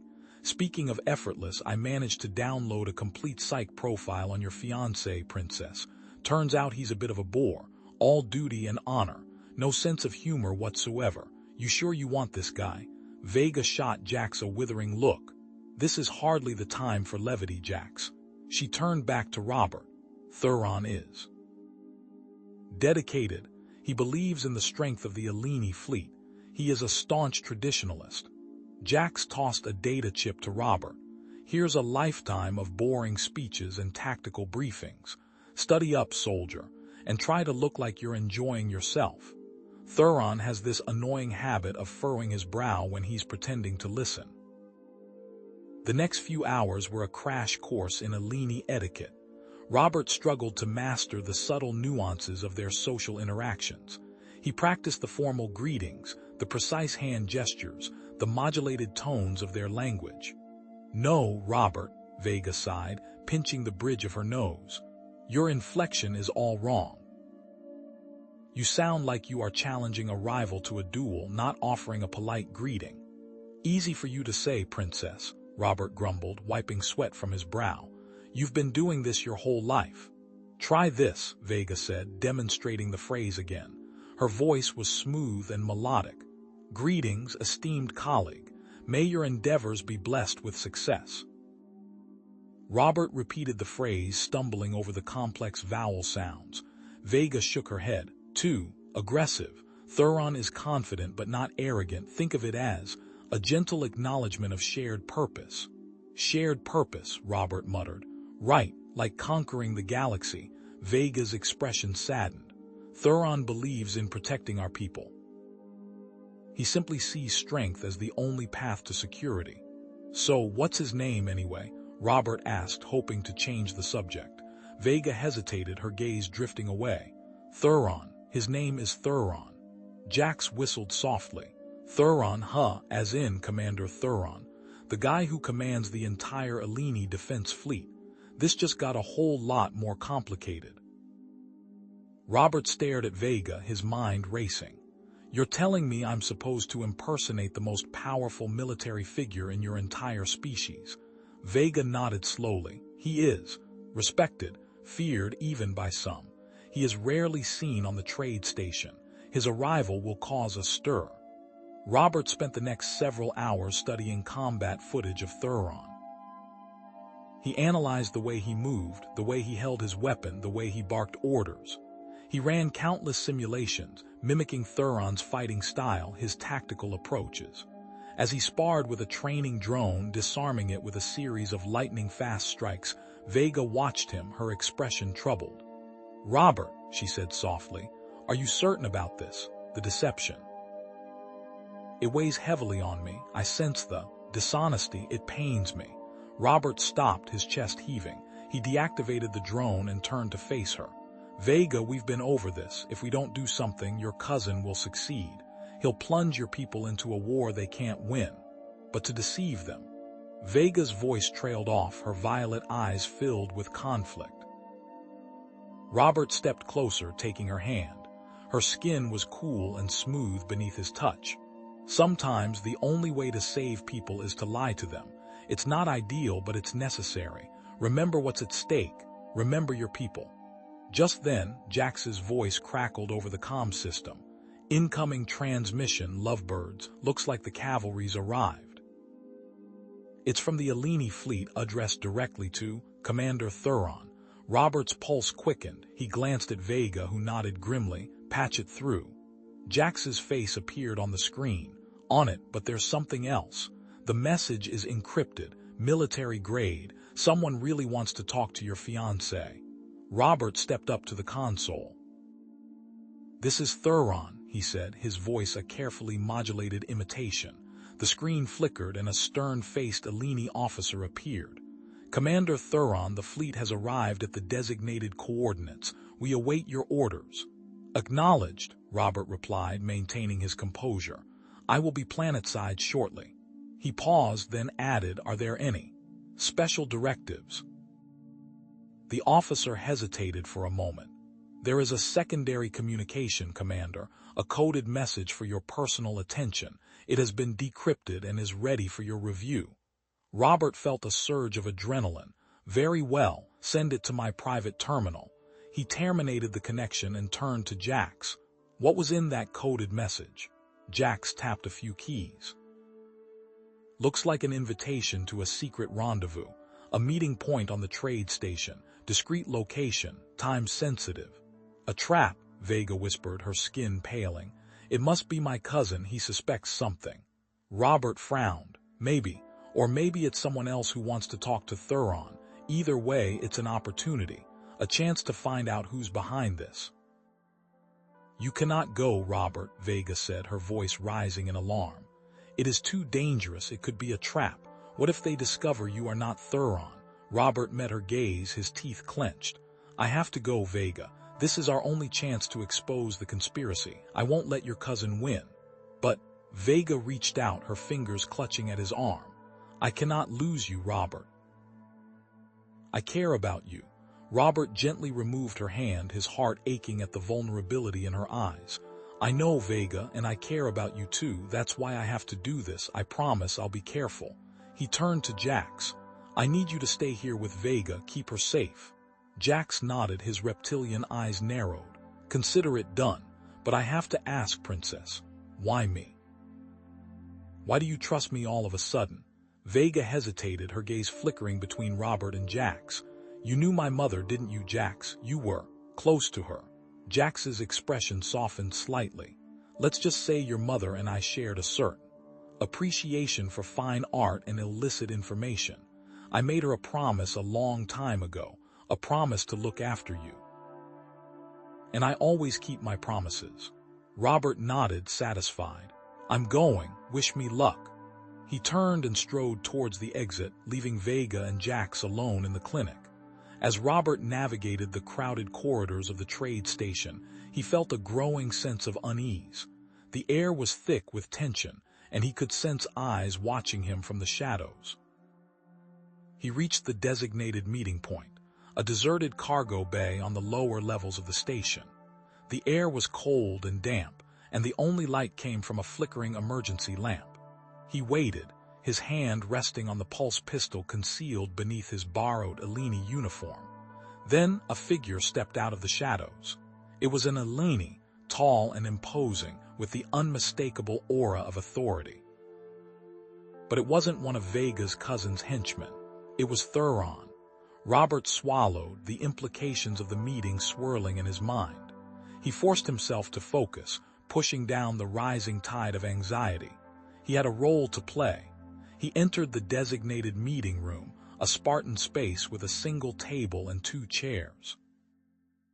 Thuron was already there, his posture rigid, his violet eyes narrowed in suspicion. He looked every bit the hardened Eleni warrior, a stark contrast to the diplomatic facade he'd worn at the wedding. Robert inclined his head in greeting. Counselor Thuron, I wasn't expecting you. Thuron's gaze raked over him, lingering on his human features, his clothing. Indeed, your presence is unexpected, Contractor Green, and your attire, not quite regulation for a diplomatic security detail, is it? Robert met his gaze, forcing himself to project confidence. There were conflicting directives, Counselor. I came to verify them. It seemed prudent given the circumstances. He hoped his adaptability sold the lie. Thuron steepled his fingers, his expression unreadable. Conflicting directives? How curious. Perhaps you can enlighten me on the specifics of Protocol Gamma 7, Revision 3. It governs security parameters for sensitive diplomatic engagements. Detail the contingency clauses. The pressure ratcheted up. Robert drew on the information Jax had provided, regurgitating the relevant passages. Contingency clauses cover threat levels escalating beyond designated parameters. Revision 3 stipulates immediate relocation of the protected individual to a secure location, with a secondary extraction team deployed within 120 cycles. He intentionally misstated the time frame, shaving off 10 cycles. Thuron's eyes flickered, a barely perceptible twitch. 120 cycles. Interesting. I seem to recall the stipulated time frame being 130, unless you've received updated directives I'm unaware of. Perhaps, Robert said smoothly. Or perhaps, Counselor, someone is attempting to mislead us both. Thuron's expression hardened. It seems I was right to suspect a trap. I received a coded message warning of an imposter among our ranks, someone posing as security but working for other interests. Before Robert could respond, a searing beam of energy ripped through the room, shattering the table and sending splinters flying. Both men dove for cover as a second shot impacted the wall, showering them with dust and debris. A hidden sniper. Robert scrambled behind an overturned chair, adrenaline surging through his veins. He risked a glance at Thuron, who was clutching his side, blood seeping between his fingers. "Counselor, you're hit." "A graze," Thuron grunted, but his face was pale. "Focus on neutralizing the threat." Robert, drawing on years of combat experience, quickly assessed the situation. The sniper was positioned on a rooftop across the plaza, firing through a reinforced window. He pulled a small medkit from his belt. "Hold still. Let me get a look at that." He ripped open Thuron's tunic, revealing a cauterized wound. He packed it with clotting agent, the scent of burnt flesh filling the air. Thuron winced but remained still. "Impressive. You possess medical skills." An unusual asset for a security contractor. "Survival is a multifaceted endeavor, Counselor." Robert returned fire, suppressing the sniper while Thuron returned fire with precision, using a sidearm that materialized from his wrist. They fought their way out of the building, moving in a synchronized dance of fire and maneuver. Thuron, weakened by his injury, moved slower, but his aim was still deadly. They reached the relative safety of a narrow alleyway, Robert supporting the Alini. Robert ripped a comm device from one of the downed assassins. A message pinged across the screen, a coded communication that Robert couldn't decipher. Thuron, however, stiffened. "That's a private encryption key. Belonging to my cousin." Robert's teeth gritted. "Vega's cousin?" Thuron nodded grimly. "He's been actively trying to undermine Vega's mission." Robert activated his comm. "Jax, we have a problem. Thuron is down, sniper attack, extraction compromised, and it seems Vega's cousin is involved." Jax's voice crackled over the comm. "Thuron, what in the blazes is Thuron doing there?" "I didn't expect him to show. All right, new extraction point. Grid coordinates. Delta 97, but be warned, security presence has increased exponentially. Someone's tightening the noose." Robert frowned. "You didn't expect Thuron?" Jax's surprise felt. "Off. Just get to the extraction point, Robert, and keep the princess safe." Jax cut the connection. Robert relayed the new coordinates to Thuron. "Jax says Delta 97, but he also seemed surprised Thuron was here." Thuron's face was grim. "We have no choice, we must proceed." Meanwhile, Vega, confined to her temporary quarters, paced restlessly. Robert's silence was unnerving. She focused her empathic abilities, reaching out, trying to find him. A wave of pain, fear, and purpose washed over her. He was in danger. Disregarding Robert's orders, she activated her personal transport device. She had to reach him. Robert and Thuron reached Delta 97, a deserted loading dock on the edge of the station. But instead of awaiting transport, they found a squad of heavily armed Alini soldiers, weapons trained on their position. Ambush. Robert yelled, shoving Thuron behind a stack of crates.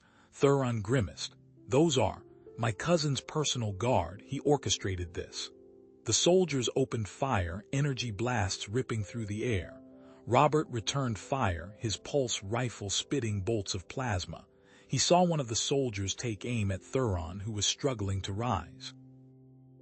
Without thinking, Robert lunged forward, pushing Thuron out of the way. The energy blast slammed into Robert's chest, knocking him off his feet. He gasped for breath, the pain searing through his body, but the armor had held. He scrambled back up, adrenaline masking the pain. Thuron, seeing the sacrifice, grabbed Robert's arm. "Human, you." Another blast, this one aimed true, struck Thuron squarely in the chest. He crumpled to the ground, his violet eyes wide with shock. Robert rushed to his side, but it was too late. Thuron's breathing was shallow, ragged. "Counselor, hold on." Thuron coughed, blood trickling from his lips. "Protect. Vega." He gripped Robert's hand, his grip weakening. "My duty, now, yours." Thuron's eyes glazed over, his body going limp. A hovercraft screamed to a halt and Vega leaped out, her face a mask of horror. She stared at Thuron's lifeless body, then at Robert, her eyes filled with a mix of grief and accusation. "What have you done? What have you done?" Vega's voice was a shattered whisper, her eyes wide with a grief that seemed to physically paralyze her. Robert didn't have time for it. "Vega, move," he barked, grabbing her arm. The energy bolts were still ripping through the air, chewing chunks out of the alley walls. "Thuron bought us time. Don't waste it." He didn't wait for her to respond. With a grimace, Robert yanked Thuron's body towards them, using it as a makeshift shield. He squeezed off a series of shots from his sidearm, forcing the attackers to duck for cover. The air crackled with returning fire. "Come on." He pulled Vega after him, retreating deeper into the alley. They scrambled over overturned crates and piles of refuse, the stench of decay filling their nostrils. Reaching the end of the alley, Robert spotted a battered hovercar, its engine idling. He hotwired the ignition in seconds, shoving Vega inside. "Hold on." The hovercar screeched as Robert slammed it into reverse, narrowly avoiding a volley of energy blasts. He navigated the narrow streets with reckless abandon, weaving through traffic and dodging pedestrians. Above the whine of the engine, Vega inhaled sharply. "They're still tracking us," she whispered, her voice strained. "I can feel them." Robert swore under his breath. He knew they couldn't outrun them for long. "Hang tight." He rerouted the vehicle, veering off the main thoroughfare and onto a barely visible side street.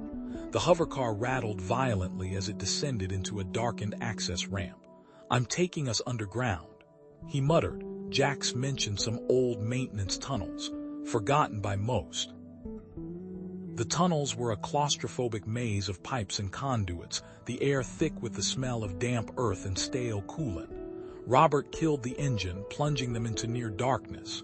"Stay here," he said, his voice low. He activated the small light on his weapon and examined Vega. A trickle of blood ran down her temple. "Just a scratch," he said, wiping it away with his thumb. "Lucky." Vega flinched at his touch, pulling away slightly. "Thuron," she began, her voice thick with emotion. "He was more than just a guard, he was my mentor, a friend. He guided me when my own family would not." The admission hung heavy in the confined space. Robert knelt beside her, his expression softening. "He knew what he was doing, Vega. He died protecting you. We're going to make sure it wasn't for nothing. We will expose them all." He pulled out his comm unit, activating a secure channel. "Jax, this is Green. We had a slight complication. Thuron is dead. We were ambushed. The extraction point was compromised." He paused, watching Vega carefully. "Anything you want to tell me about that, Jax?" He kept his tone neutral, but his eyes were sharp. Jax's voice crackled over the comm, tinged with what sounded like genuine shock. "What? Thuron? Dead? Robert, I swear I had no idea. I set that up myself. It was supposed to be clean." But his response felt rehearsed, too smooth. "Right," Robert said slowly. "Well, we need a new safe location, somewhere truly secure." "There's an old safe house just outside the city limits," Jax replied. "Sector Gamma 9. It's secluded, got supplies, secure comm line. Nobody uses it anymore." Jax's tone was casual, but Robert noticed he didn't give specific directions to the house or mention anything about the surrounding area. Vega stiffened beside him. Robert glanced at her, a silent question in his eyes. She hesitated, her brow furrowed. "All right, Gamma 9 it is," Robert said into the comm. "We're on our way." He cut the connection, pocketing the device.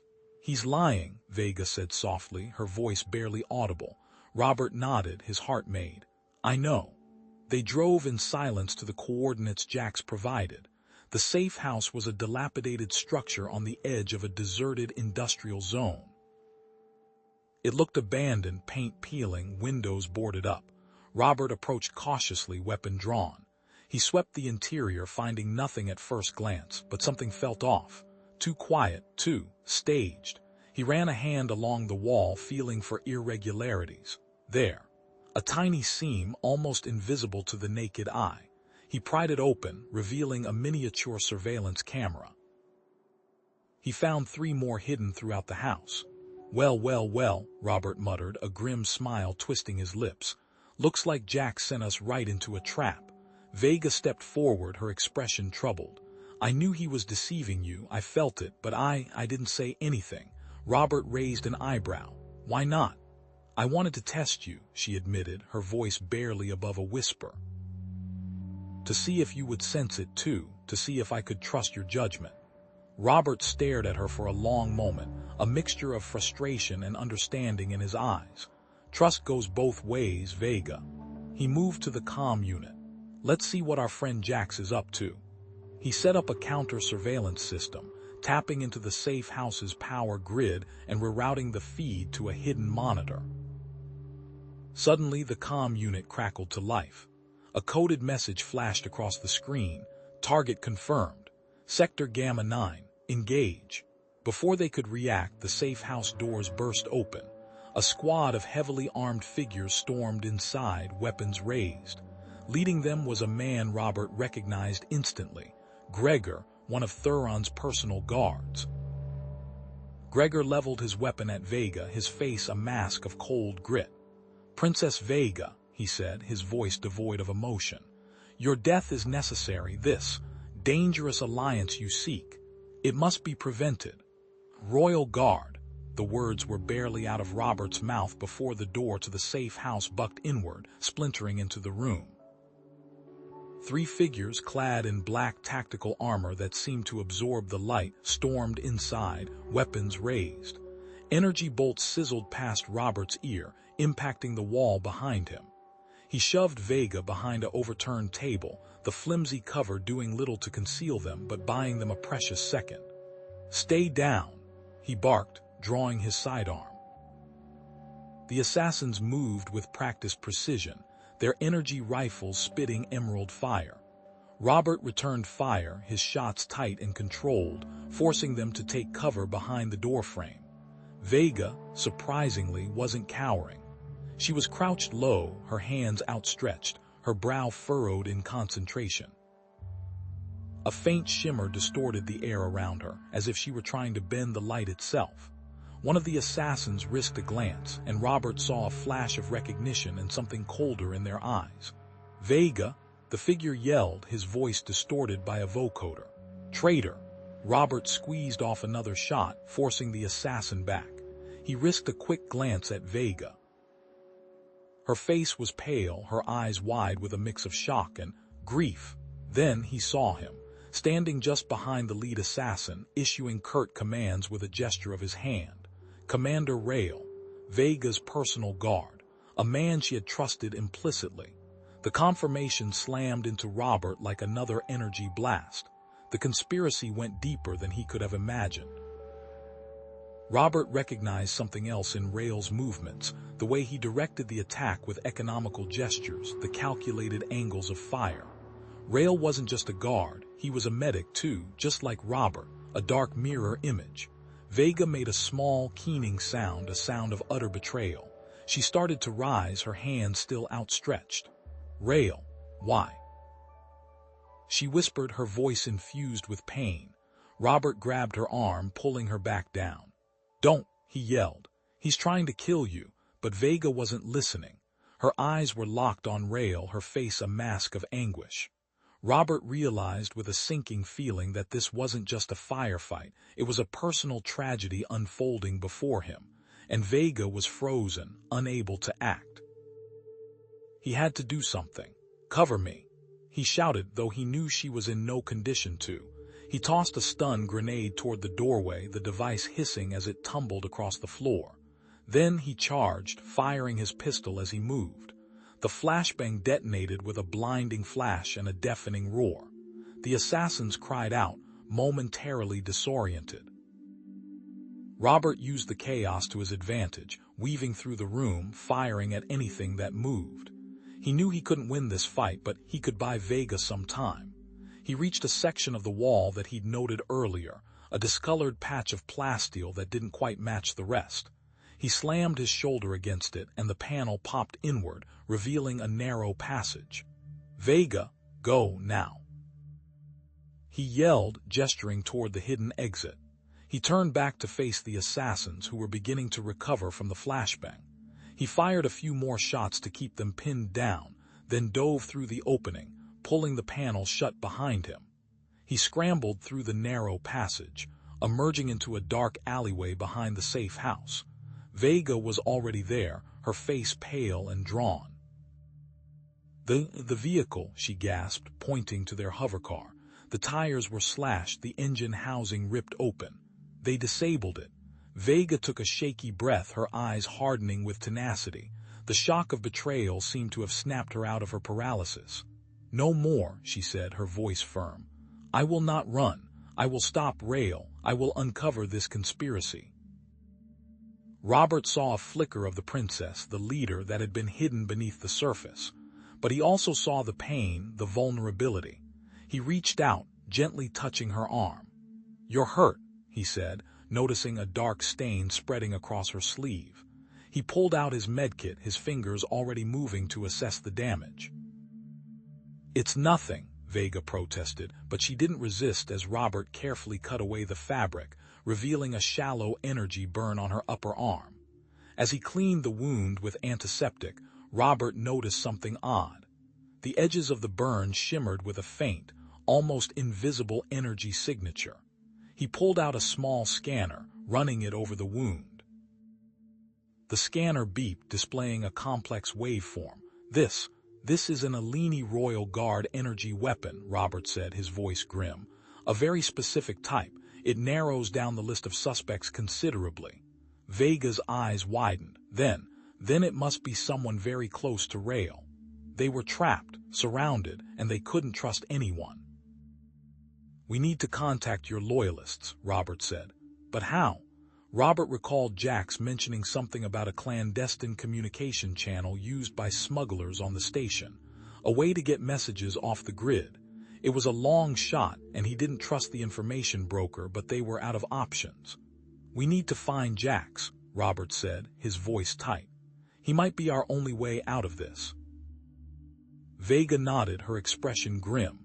"I do not trust him, but I see no other option." Robert pulled out a small device from his pocket, a discarded piece of tech he'd scavenged from the safe house. He quickly began to modify it, soldering wires and rerouting circuits. "I can rig this into a signal jammer," he said. "It might block their communications, buy us some time." As he worked, Vega spoke, her voice low and urgent. "This alliance, it is more important than you know, Robert. It would unite several species against a common enemy, an enemy that threatens the entire galaxy." He looked up, his gaze meeting hers. "That's why they want you dead, isn't it?" She nodded. "If I am dead, the alliance will fall apart. The negotiations are too fragile."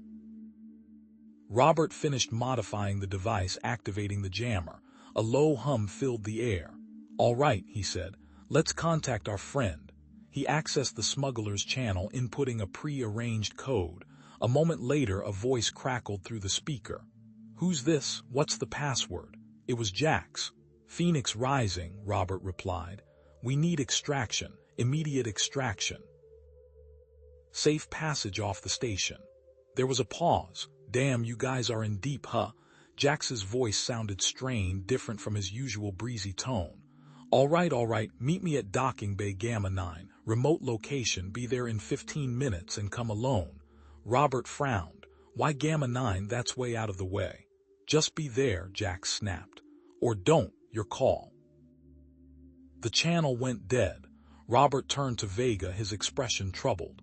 "Something's not right, he's acting strange." "I sense it too," Vega said, her brow furrowed. A massive energy surge. Nearby, Rail. He is planning something big." They moved quickly, navigating the maze of alleyways and back streets, heading toward docking bay Gamma 9. As they approached the docking bay, Robert felt a knot of dread tightening in his stomach.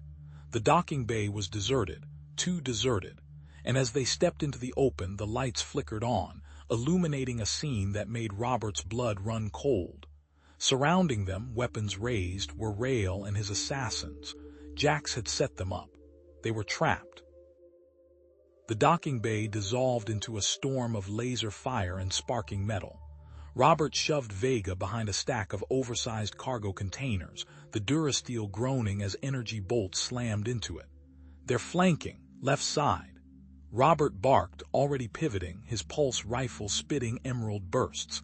They don't just want to kill me," Vega whispered, her crest flickering with distress. "Rael, he wants to capture me." Robert grunted, firing a controlled burst. "Changes things, makes them sloppy, see anything else." Vega closed her eyes, focusing. "He believes I am, tainting our bloodline, that an alliance with other species will destroy us." Robert scanned the docking bay, his gaze snagging on a junction box sparking erratically near the main security grid. An idea sparked in his mind. "Vega, can you feel the energy flow in this place?" She nodded, eyes still closed. "Yes, a constant hum, but there's a fluctuation near the main power conduit." "Perfect." Robert ripped a panel off the disabled hovercar, exposing a tangle of wires and energy cells. "I need you to focus that empathic energy, amplify it. I'm going to jury-rig a little something to overload the system. Give us a diversion." Working with practiced speed, Robert spliced wires and rerouted power, creating a crude amplifier. "This will boost your signal," he said, handing her the device. "Aim it at that junction box. Brace yourself, it's going to be messy." Vega nodded, took a deep breath, and focused her energy. The device hummed, then pulsed with a blinding light. A wave of energy washed over the docking bay, causing the lights to flicker and die. Alarms blared. Chaos erupted. "Now!" Robert yelled, grabbing her hand. They sprinted through the darkened bay, dodging falling debris and panicked dockworkers. Suddenly, a group of terrified dockworkers stumbled into their path, caught between the crossfire. Robert froze, his mind racing. Prioritize the mission, or save innocent lives. He saw the fear in their eyes, the desperation. "Vega, get them to the service tunnel," he barked, redirecting their course. "Now, tell them to follow the green line on the floor. It leads to safety." Vega, her face pale but resolute, guided the dockworkers toward the tunnel entrance. Robert covered their retreat, laying down suppressing fire. A voice cut through the din. "You can't protect everyone, Vega. Some sacrifices are necessary for the greater good." Rael stepped out of the shadows, a captured dockworker held in front of him as a shield. Vega's crest flared with anger and sorrow. "Rael, please, this doesn't have to be this way.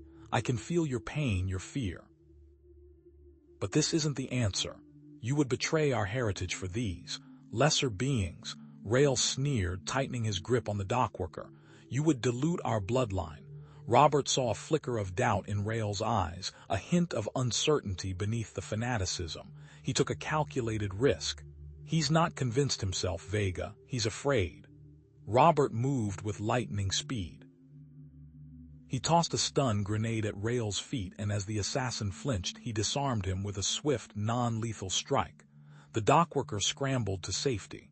A stray energy bolt slammed into Vega, the blast glancing off her armored chest plate. She stumbled back, disoriented.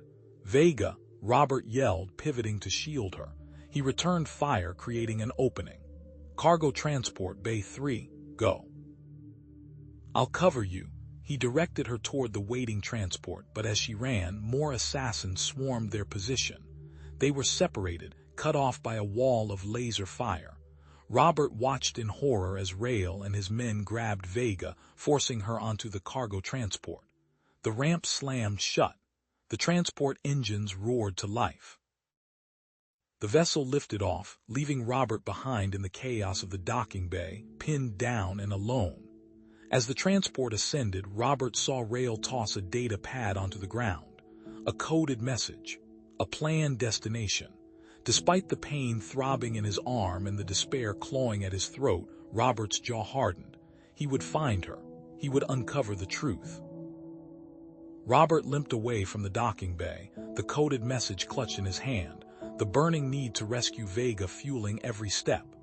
Robert coughed, the taste of ozone and burning metal sharp in his throat. His ribs screamed with each breath, a dull counterpoint to the ringing in his ears. He blinked, the acrid smoke stinging his eyes as he crawled through the wreckage of the docking bay. The data pad. It had to be here. He spotted it wedged between two twisted beams, a slim silver rectangle that held the key to. What exactly? He stretched, wincing as pain lanced through his shoulder and snagged the pad. Back in the relative safety of a shadowed alcove, Robert activated the data pad. The Alini script swam before his eyes, elegant, flowing symbols that seemed to shift and change with every glance. He recognized repeating patterns, common prefixes and suffixes, the hallmarks of a complex language, but without the key, it was just noise. Frustration tightened his jaw.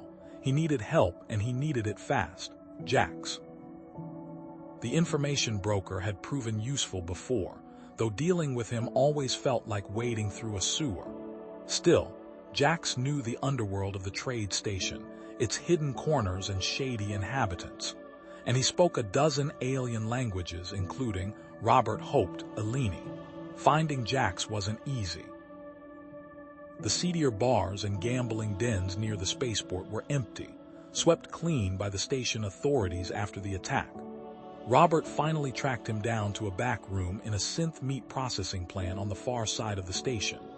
The air hung thick with the smell of artificial protein and disinfectant, a stark contrast to the opulent surroundings Jax usually favored. Jax, surrounded by flickering holographic schematics, looked up, his reptilian eyes narrowing. Green, I figured you'd be scrap metal by now. He gestured to a stained metal chair. Don't get comfortable, this isn't a social call. I need your help, Robert said, ignoring the chair. I need you to translate something. He held out the data pad. Jax recoiled. Alini, are you insane? Messing with their politics is a quick way to get vaporized. I want no part of it. This isn't just politics, Jax. This is about preventing a massacre. Robert pressed the data pad into Jax's hand. I know you can do it, and I'm willing to pay. He pulled a small, palm-sized device from his pocket, a phase disruptor salvaged from the docking bay wreckage. This tech is cutting edge even for the Alini. It's yours if you help me. Jax's eyes flickered with interest. He took the disruptor, hefting it in his hand. All right, Green, you've got my attention, but if this blows up in my face... Hours crawled by, punctuated by the hum of machinery and Jax's muttered curses. Finally, he straightened, his scales gleaming with sweat. Got it. The message is coded, but the key is elegant. Simple substitution cipher based on Alini constellations, coordinates.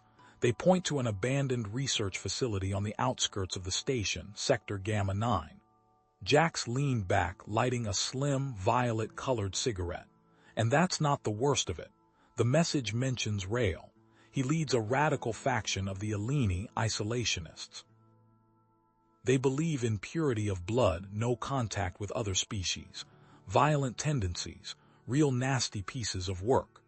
Robert accessed the station's transport network, tracking the cargo transport's transponder signal. The destination matched the coordinates Jax had provided, Sector Gamma 9, abandoned research facility. It was all coming together and none of it looked good. Sector Gamma 9 was a wasteland of rusted metal and decaying concrete. The air hung heavy with the silence of neglect, broken only by the mournful sigh of the wind whistling through broken windows. The abandoned research facility loomed in the distance, a skeletal silhouette against the dim light of the station's artificial sky. Even from here, Robert could see the guards' armored figures patrolling the perimeter, weapons glinting in the gloom. Rail wasn't taking any chances. Rin, RT moved with practiced ease, his military training kicking in. He stayed low, using the shadows as cover, his movements fluid and silent. He disabled the perimeter sensors with a well-placed EMP grenade, then slipped through a gap in the fence. The guards were disciplined, but they were expecting a frontal assault, not a ghost in the machine. He took them down one by one, a silent symphony of muffled thuds and suppressed energy blasts. Inside, the facility was a maze of corridors and abandoned laboratories. The air was thick with the stench of decay and something else. Something metallic and acrid, like ozone after a lightning strike. Robert followed the sound of voices, his hand resting on the butt of his pulse rifle. He reached a reinforced door, its surface scarred with scorch marks. Peeking through a crack, he saw Rael and his followers gathered around a complex device, a tangle of wires, crystals, and focusing lenses, humming with hardly restrained energy. Vega was strapped to a chair in the center of the room, her eyes closed, her face pale. "The network is almost ready," Rael said, his voice cold and devoid of emotion. "Soon, the entire Eleni civilization will understand the truth, the dangers of contact, the corruption of outsiders. We will cleanse our society of this weakness." One of Rael's followers spoke up. "But Princess Vega, she resists. Her empathic field interferes with the amplification." "Her resistance is expected," Rael said, a cruel smile twisting his lips. "But futile. We will break her. We will amplify her fear, her distrust, and broadcast it across the network. The civil war will begin, and from the ashes a new Eleni order will rise." Amplified fear, civil war. Robert realized the full scope of Rael's plan. It wasn't just about killing Vega, it was about destroying everything she stood for. He glanced at Vega. Despite being bound and seemingly unconscious, her brow was furrowed, her muscles tense. She was fighting them, disrupting the device's calibration with every ounce of her will. The device itself was a perversion of Eleni technology, its delicate empathic sensors twisted into instruments of fear and manipulation. Rael's faction had modified the technology. Robert studied the schematics projected on a nearby screen, his mind racing. He saw the vulnerabilities, the unstable power core, the improperly shielded focusing lenses. One well-placed shot. He moved back into the corridor, his heart pounding in his chest. He checked his pulse rifle, his sidearm, his grenades. He had a plan, a desperate gamble, but it was the only chance Vega and the Eleni civilization had. It was time to go to work. The device hummed, a low thrum that vibrated in Robert's bones. He winced, the pain in his ribs a constant reminder of the hovercar crash. "We need to disable that thing," he muttered, glancing at Vega, "before it's too late." His eyes scanned the room, cataloging components, power conduits, data cables, shimmering energy cells. "I might be able to rig something. A makeshift EMP." His fingers, still nimble despite the ache in his shoulder, worked quickly, stripping wires from a discarded energy cell housing, rerouting power from a defunct diagnostic terminal. He muttered technical jargon under his breath, a language Vega likely didn't understand, but the focused intensity in his eyes seemed to reassure her. Almost there. He activated the device. A pulse of energy erupted, a silent wave that washed over the facility. Lights flickered, screens went blank for a fraction of a second, and then the klaxons blared. Red lights flashed, bathing the room in a harsh, urgent glow. "Damn it," Robert cursed. It worked, but it also triggered the alarms. Heavy footsteps echoed in the corridor outside. Rael's forces were converging. Robert gripped his sidearm, the familiar weight comforting. His earlier injury screamed in protest as he moved, each step a jolt of pain. He fired, the energy blasts tearing through the doorway, forcing the guards to take cover. Vega closed her eyes, her brow furrowed in concentration. A subtle shift occurred in the air. One of the guards, a hulking Eleni with a plasma rifle, hesitated, his movements becoming jerky and uncertain. He glanced at his comrade, confusion clouding his features. "What are you waiting for?" The other guard snapped, shoving him forward. "Get in there." I don't know," the guard stammered, lowering his weapon slightly. "Something doesn't feel right." Rael's voice crackled over the comms. Vega is influencing you, she's twisting your minds. Relocate her. Secure chamber level 5. Now. The guards, now visibly agitated, grabbed Vega roughly. She didn't resist, but her eyes met Robert's, a silent plea for understanding. As they dragged her away, she subtly reached out, her fingers brushing against a power conduit. A barely perceptible surge of energy pulsed through the wires. Minutes later, a deafening explosion rocked the facility. The lights flickered violently, plunging the corridor into momentary darkness. Screams echoed through the chaos. Robert sprinted towards the sound, ignoring the searing pain in his side. He found the corridor choked with smoke and debris. Several guards lay groaning on the floor, their armor scorched and smoking. Vega's new chamber was a reinforced vault, the entrance sealed by a shimmering energy shield. It was going to be tough to crack. He noticed a secondary control panel tucked away in an alcove, partially obscured by rubble, and standing in front of it, his face contorted with rage, was Rael. "You meddling human." Rael spat, his voice dripping with venom. "You have no idea what you've unleashed. Vega's empathic abilities are a cancer, a threat to the purity of our species. I will not allow her to corrupt us." He lunged, a vibroblade flashing in his hand. Robert parried the blow with his sidearm, the impact jarring his injured shoulder. Rael was fast, his movements enhanced by cybernetics. He pressed the attack, forcing Robert back towards the control panel. Rael activated the device to its maximum capacity. A wave of raw emotion slammed into Robert: fear, anger, despair, all amplified 1,000-fold. He staggered, his vision blurring, his mind blown. The emotions weren't just his. They were the collective anxieties of the entire trade station, magnified and focused. He gasped, clutching his head, the pain almost unbearable. Rael pressed his advantage, slashing at Robert's legs. Robert stumbled, falling to one knee. He was losing control. Then a wave of calm washed over him, a soothing presence that pushed back the overwhelming tide of emotion. He looked up and saw Vega, her eyes glowing with a soft, ethereal light. She was focusing her empathic abilities, shielding him from the device's influence. "Robert," her voice echoed in his mind, clear and strong. "You can do this. I believe in you." Empowered by her support, Robert surged to his feet, his movements regaining their precision. He disarmed Rael with a swift strike, sending the vibroblade clattering to the floor. He grabbed Rael's wrist, forcing him against the control panel. The panel displayed a complex array of options: disable, recalibrate, overload. Disable would shut down the device completely, potentially harming Vega. Overload would destroy the facility, killing everyone inside. Recalibrate. That was the only chance. Think, Robert, think. He had seconds.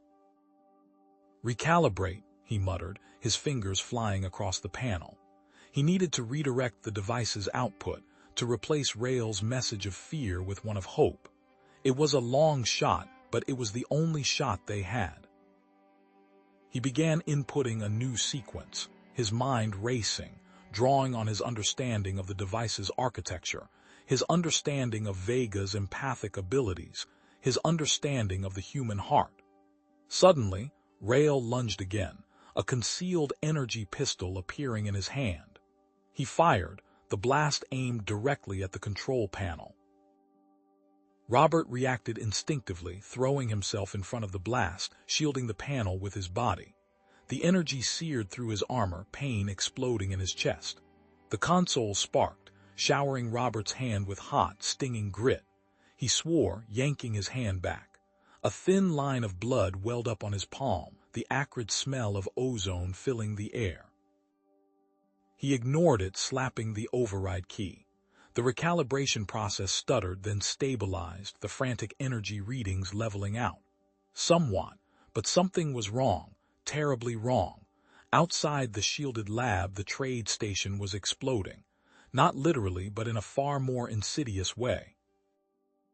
A wave of pure, unfiltered emotion slammed into him: elation, despair, rage, terror, all amplified 100-fold.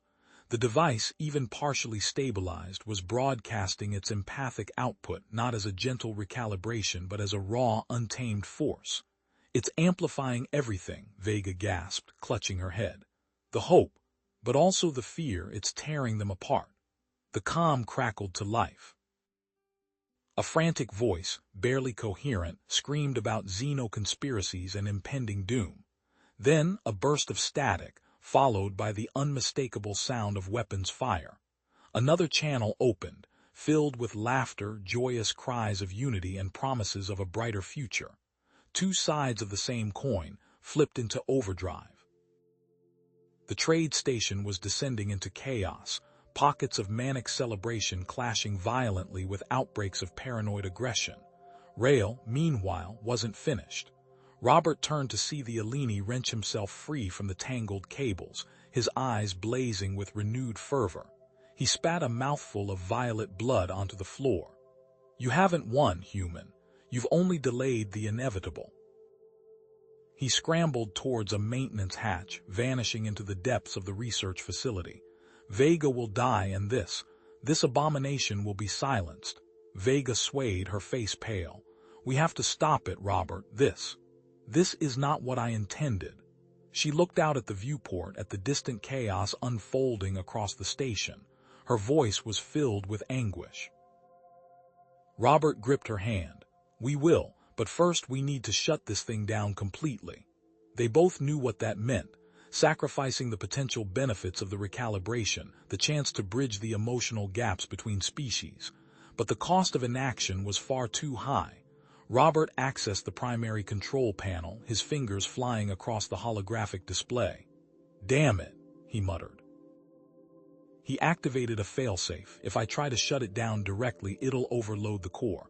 This entire facility will be vaporized." Vega closed her eyes, focusing. "Rail, I sense him. He's heading towards the core. He intends to trigger the failsafe manually." Robert cursed. "Then we don't have a choice. We have to stop him." He grabbed a pulse rifle from a weapons locker. "Let's go." They sprinted through the corridors, the facility groaning and shuddering around them. Emergency lights flickered, casting long, distorted shadows. The air grew thick with the smell of burning circuits and ionized particles. Every few seconds, the station lurched violently, throwing them against the walls. Rounding a corner, they stumbled upon a group of Alini scientists huddled together, their faces etched with fear and uncertainty. But as they saw Vega, a flicker of hope ignited in their eyes. "Princess Vega," one of them said, stepping forward. "We heard your message. We believe in you." "We want to help," another added.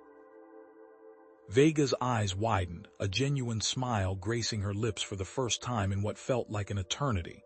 "Then help us stop Rail. He's going to destroy the facility." One of the scientists, a woman with kind eyes, pointed to a section of the wall. "There's a hidden access tunnel. It leads directly to the device's core. It's faster, but it's unstable. There are environmental hazards and security countermeasures." Robert checked his pulse rifle. "We'll take it. Lead the way." The tunnel was narrow and claustrophobic, the walls lined with sparking conduits and dripping coolant. The air was thick with a metallic tang, and the temperature fluctuated wildly, from freezing cold to scalding hot. They moved quickly, Vega taking the lead, her empathic abilities guiding them through the maze of obstacles. "He's close," she whispered, her voice tight with tension. "I sense his anger, his hatred. He's waiting for us. He's set a trap." As if on cue, the tunnel ahead erupted in a hail of laser fire. Reprogrammed security drones, their optical sensors glowing red, swarmed towards them, their weapons spitting bolts of searing energy. "Down!" Robert yelled, shoving Vega behind a stack of crates. He returned fire, his pulse rifle barking, but the drones were too numerous, their movements too erratic. He scrambled for cover, his mind racing. There had to be a way to turn the tide. He remembered something from the technical schematics he'd glanced at earlier, a vulnerability in the drone's targeting system. "Vega, cover me!" he shouted. He pulled out his Omni tool and began furiously hacking into the drone's network, his fingers flying across the virtual keyboard. Lines of code scrolled across the screen, a language he barely understood, but he pushed through, driven by adrenaline and desperation. Finally, he found it, the override sequence. He initiated the command, holding his breath. For a moment, nothing happened. Then the drones faltered, their movements becoming jerky and erratic. Their red eyes flickered, turning to a confused, indecisive yellow. And then, one by one, they turned their weapons on each other, unleashing a chaotic storm of laser fire that ripped through the tunnel. Rael's enraged roar echoed through the tunnel. "You meddling human, you will pay for this." The Alini burst from the shadows, his face contorted with rage, a vibro blade glinting in his hand. He lunged at Robert, his eyes burning with fanatical zeal. Robert raised his pulse rifle, but Rael was too fast. He deflected the shot with his blade, closing the distance in a blur of motion. The two men collided, their bodies crashing against the tunnel wall. As they grappled, Robert felt a surge of power from the failsafe control panel nearby. Rael had managed to activate the overload sequence. A timer projected onto the wall began to count down, 0500. Vega stepped forward, her hands outstretched. "Rael, please, this doesn't have to end this way. I know you care about our people. Don't do this." Rael snarled, his eyes fixed on Robert. "Sentimentality is a weakness, Vega. You've been corrupted by this human." He shoved her aside, turning his attention back to Robert. Time was running out. Robert knew what he had to do. He had to reach that control panel. He had to disable the failsafe, even if it meant. He lunged forward, throwing himself between Rael and the panel. Rael, fueled by desperation and hate, lashed out with his vibro blade. Robert felt a searing pain in his side, just below his ribs. He gasped, stumbling backward, his hand flying to the wound. The vibro blade protruded from his flesh, pulsing with violet light. He looked up at Vega, his eyes filled with pain and regret. Then, darkness. Despite the agonizing pain blooming in his side, Robert's hand tightened on the failsafe control.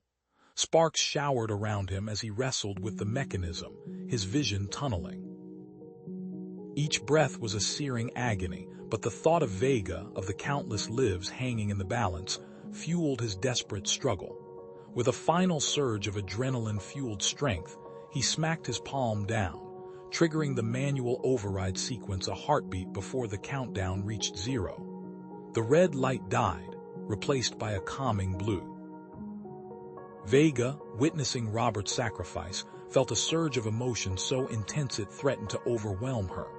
She reached out with her empathic abilities, not to attack, but to connect with Rael's fractured mind. She showed him, not with words but with raw feeling, the devastation his actions would unleash upon their people, the countless lives lost, the generations of progress undone. She showed him the pain of his own family, the shame he would bring upon his name.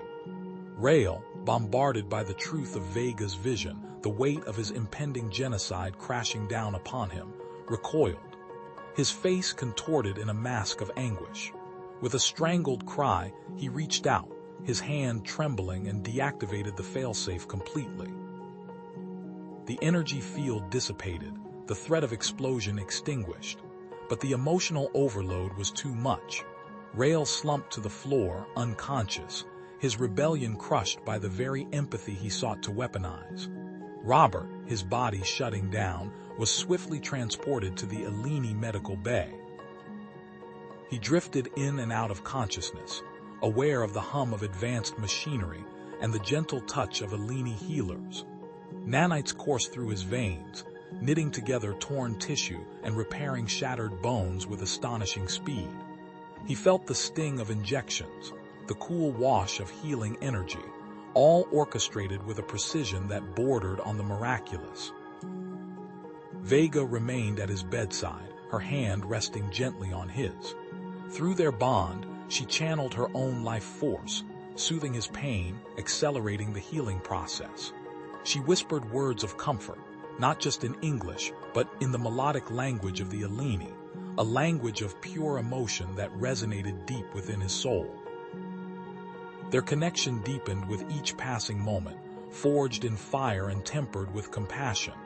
Jax, ever the opportunist, arrived with a datapad, his face uncharacteristically grim. "Got what you needed, princess," he said, his voice low.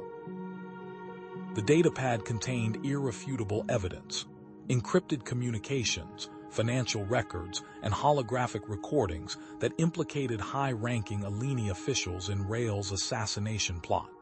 The conspiracy, it turned out, reached far deeper than anyone had imagined. Faced with Jax's evidence, the Aleni government had no choice but to act. A full investigation was launched, the conspirators arrested, and their assets seized. Vega's honor was restored, her name cleared, and the path paved for much-needed reform. Days later, standing before a crowd of Aleni dignitaries and human representatives, Vega made a declaration that reverberated throughout the trade station and beyond. "I have chosen my life partner," she announced, her voice clear and strong. "I have chosen Robert Greene." A collective gasp swept through the assembly. Marrying a human was unthinkable, a violation of centuries of tradition. But Vega stood firm, her eyes shining with unwavering conviction. The Aleni Council, initially resistant to Vega's decision, requested a private audience with Robert. They probed his mind, sensed his intentions, and witnessed the profound connection he shared with their princess. They saw not a threat, but a bridge, a symbol of unity in a galaxy fractured by prejudice. After hours of deliberation, they emerged, their faces etched with a newfound understanding. They gave their blessing. Fully recovered, Robert stood beside Vega as they addressed the entire trade station. "We come from different worlds, different cultures," Robert began, his voice amplified across the station's comms system. "But we share a common dream, a future where understanding triumphs over fear, where love conquers hate." Vega squeezed his hand, her empathic presence a tangible force. "We are committed to building that future together." Inspired by their courage, the Aleni and human communities on the trade station began to embrace the idea of interspecies relationships. Shared meals, cultural exchanges, and joint projects became commonplace, fostering a new era of understanding and acceptance. Old prejudices began to crumble, replaced by curiosity and respect. Robert and Vega were married in a ceremony that blended human and Aleni traditions. Robert wore a tailored version of his old military dress uniform, while Vega donned a shimmering gown woven from light, sensitive fibers that shifted colors with her emotions. Human hymns mingled with Aleni chants, creating a symphony of unity. As they exchanged vows, Vega tapped into her empathic abilities, sharing her love for Robert with everyone present. The station shimmered with the force of her emotion, bathing the attendees in a wave of warmth, acceptance, and pure, unadulterated joy. Even the most hardened cynics felt a tear trickle down their cheek. Vega's cousin was taken into custody and brought back to Aleon for judgment for his crimes. Finally, Robert and Vega started a new program that focused on helping members of different species to overcome prejudices and learn to work together. They organized workshops, cultural immersion events, and conflict resolution seminars, creating a safe space for individuals to confront their biases and build meaningful connections. The program became a model for interspecies relations throughout the galaxy, a testament to the power of love, understanding, and the unwavering spirit of humanity.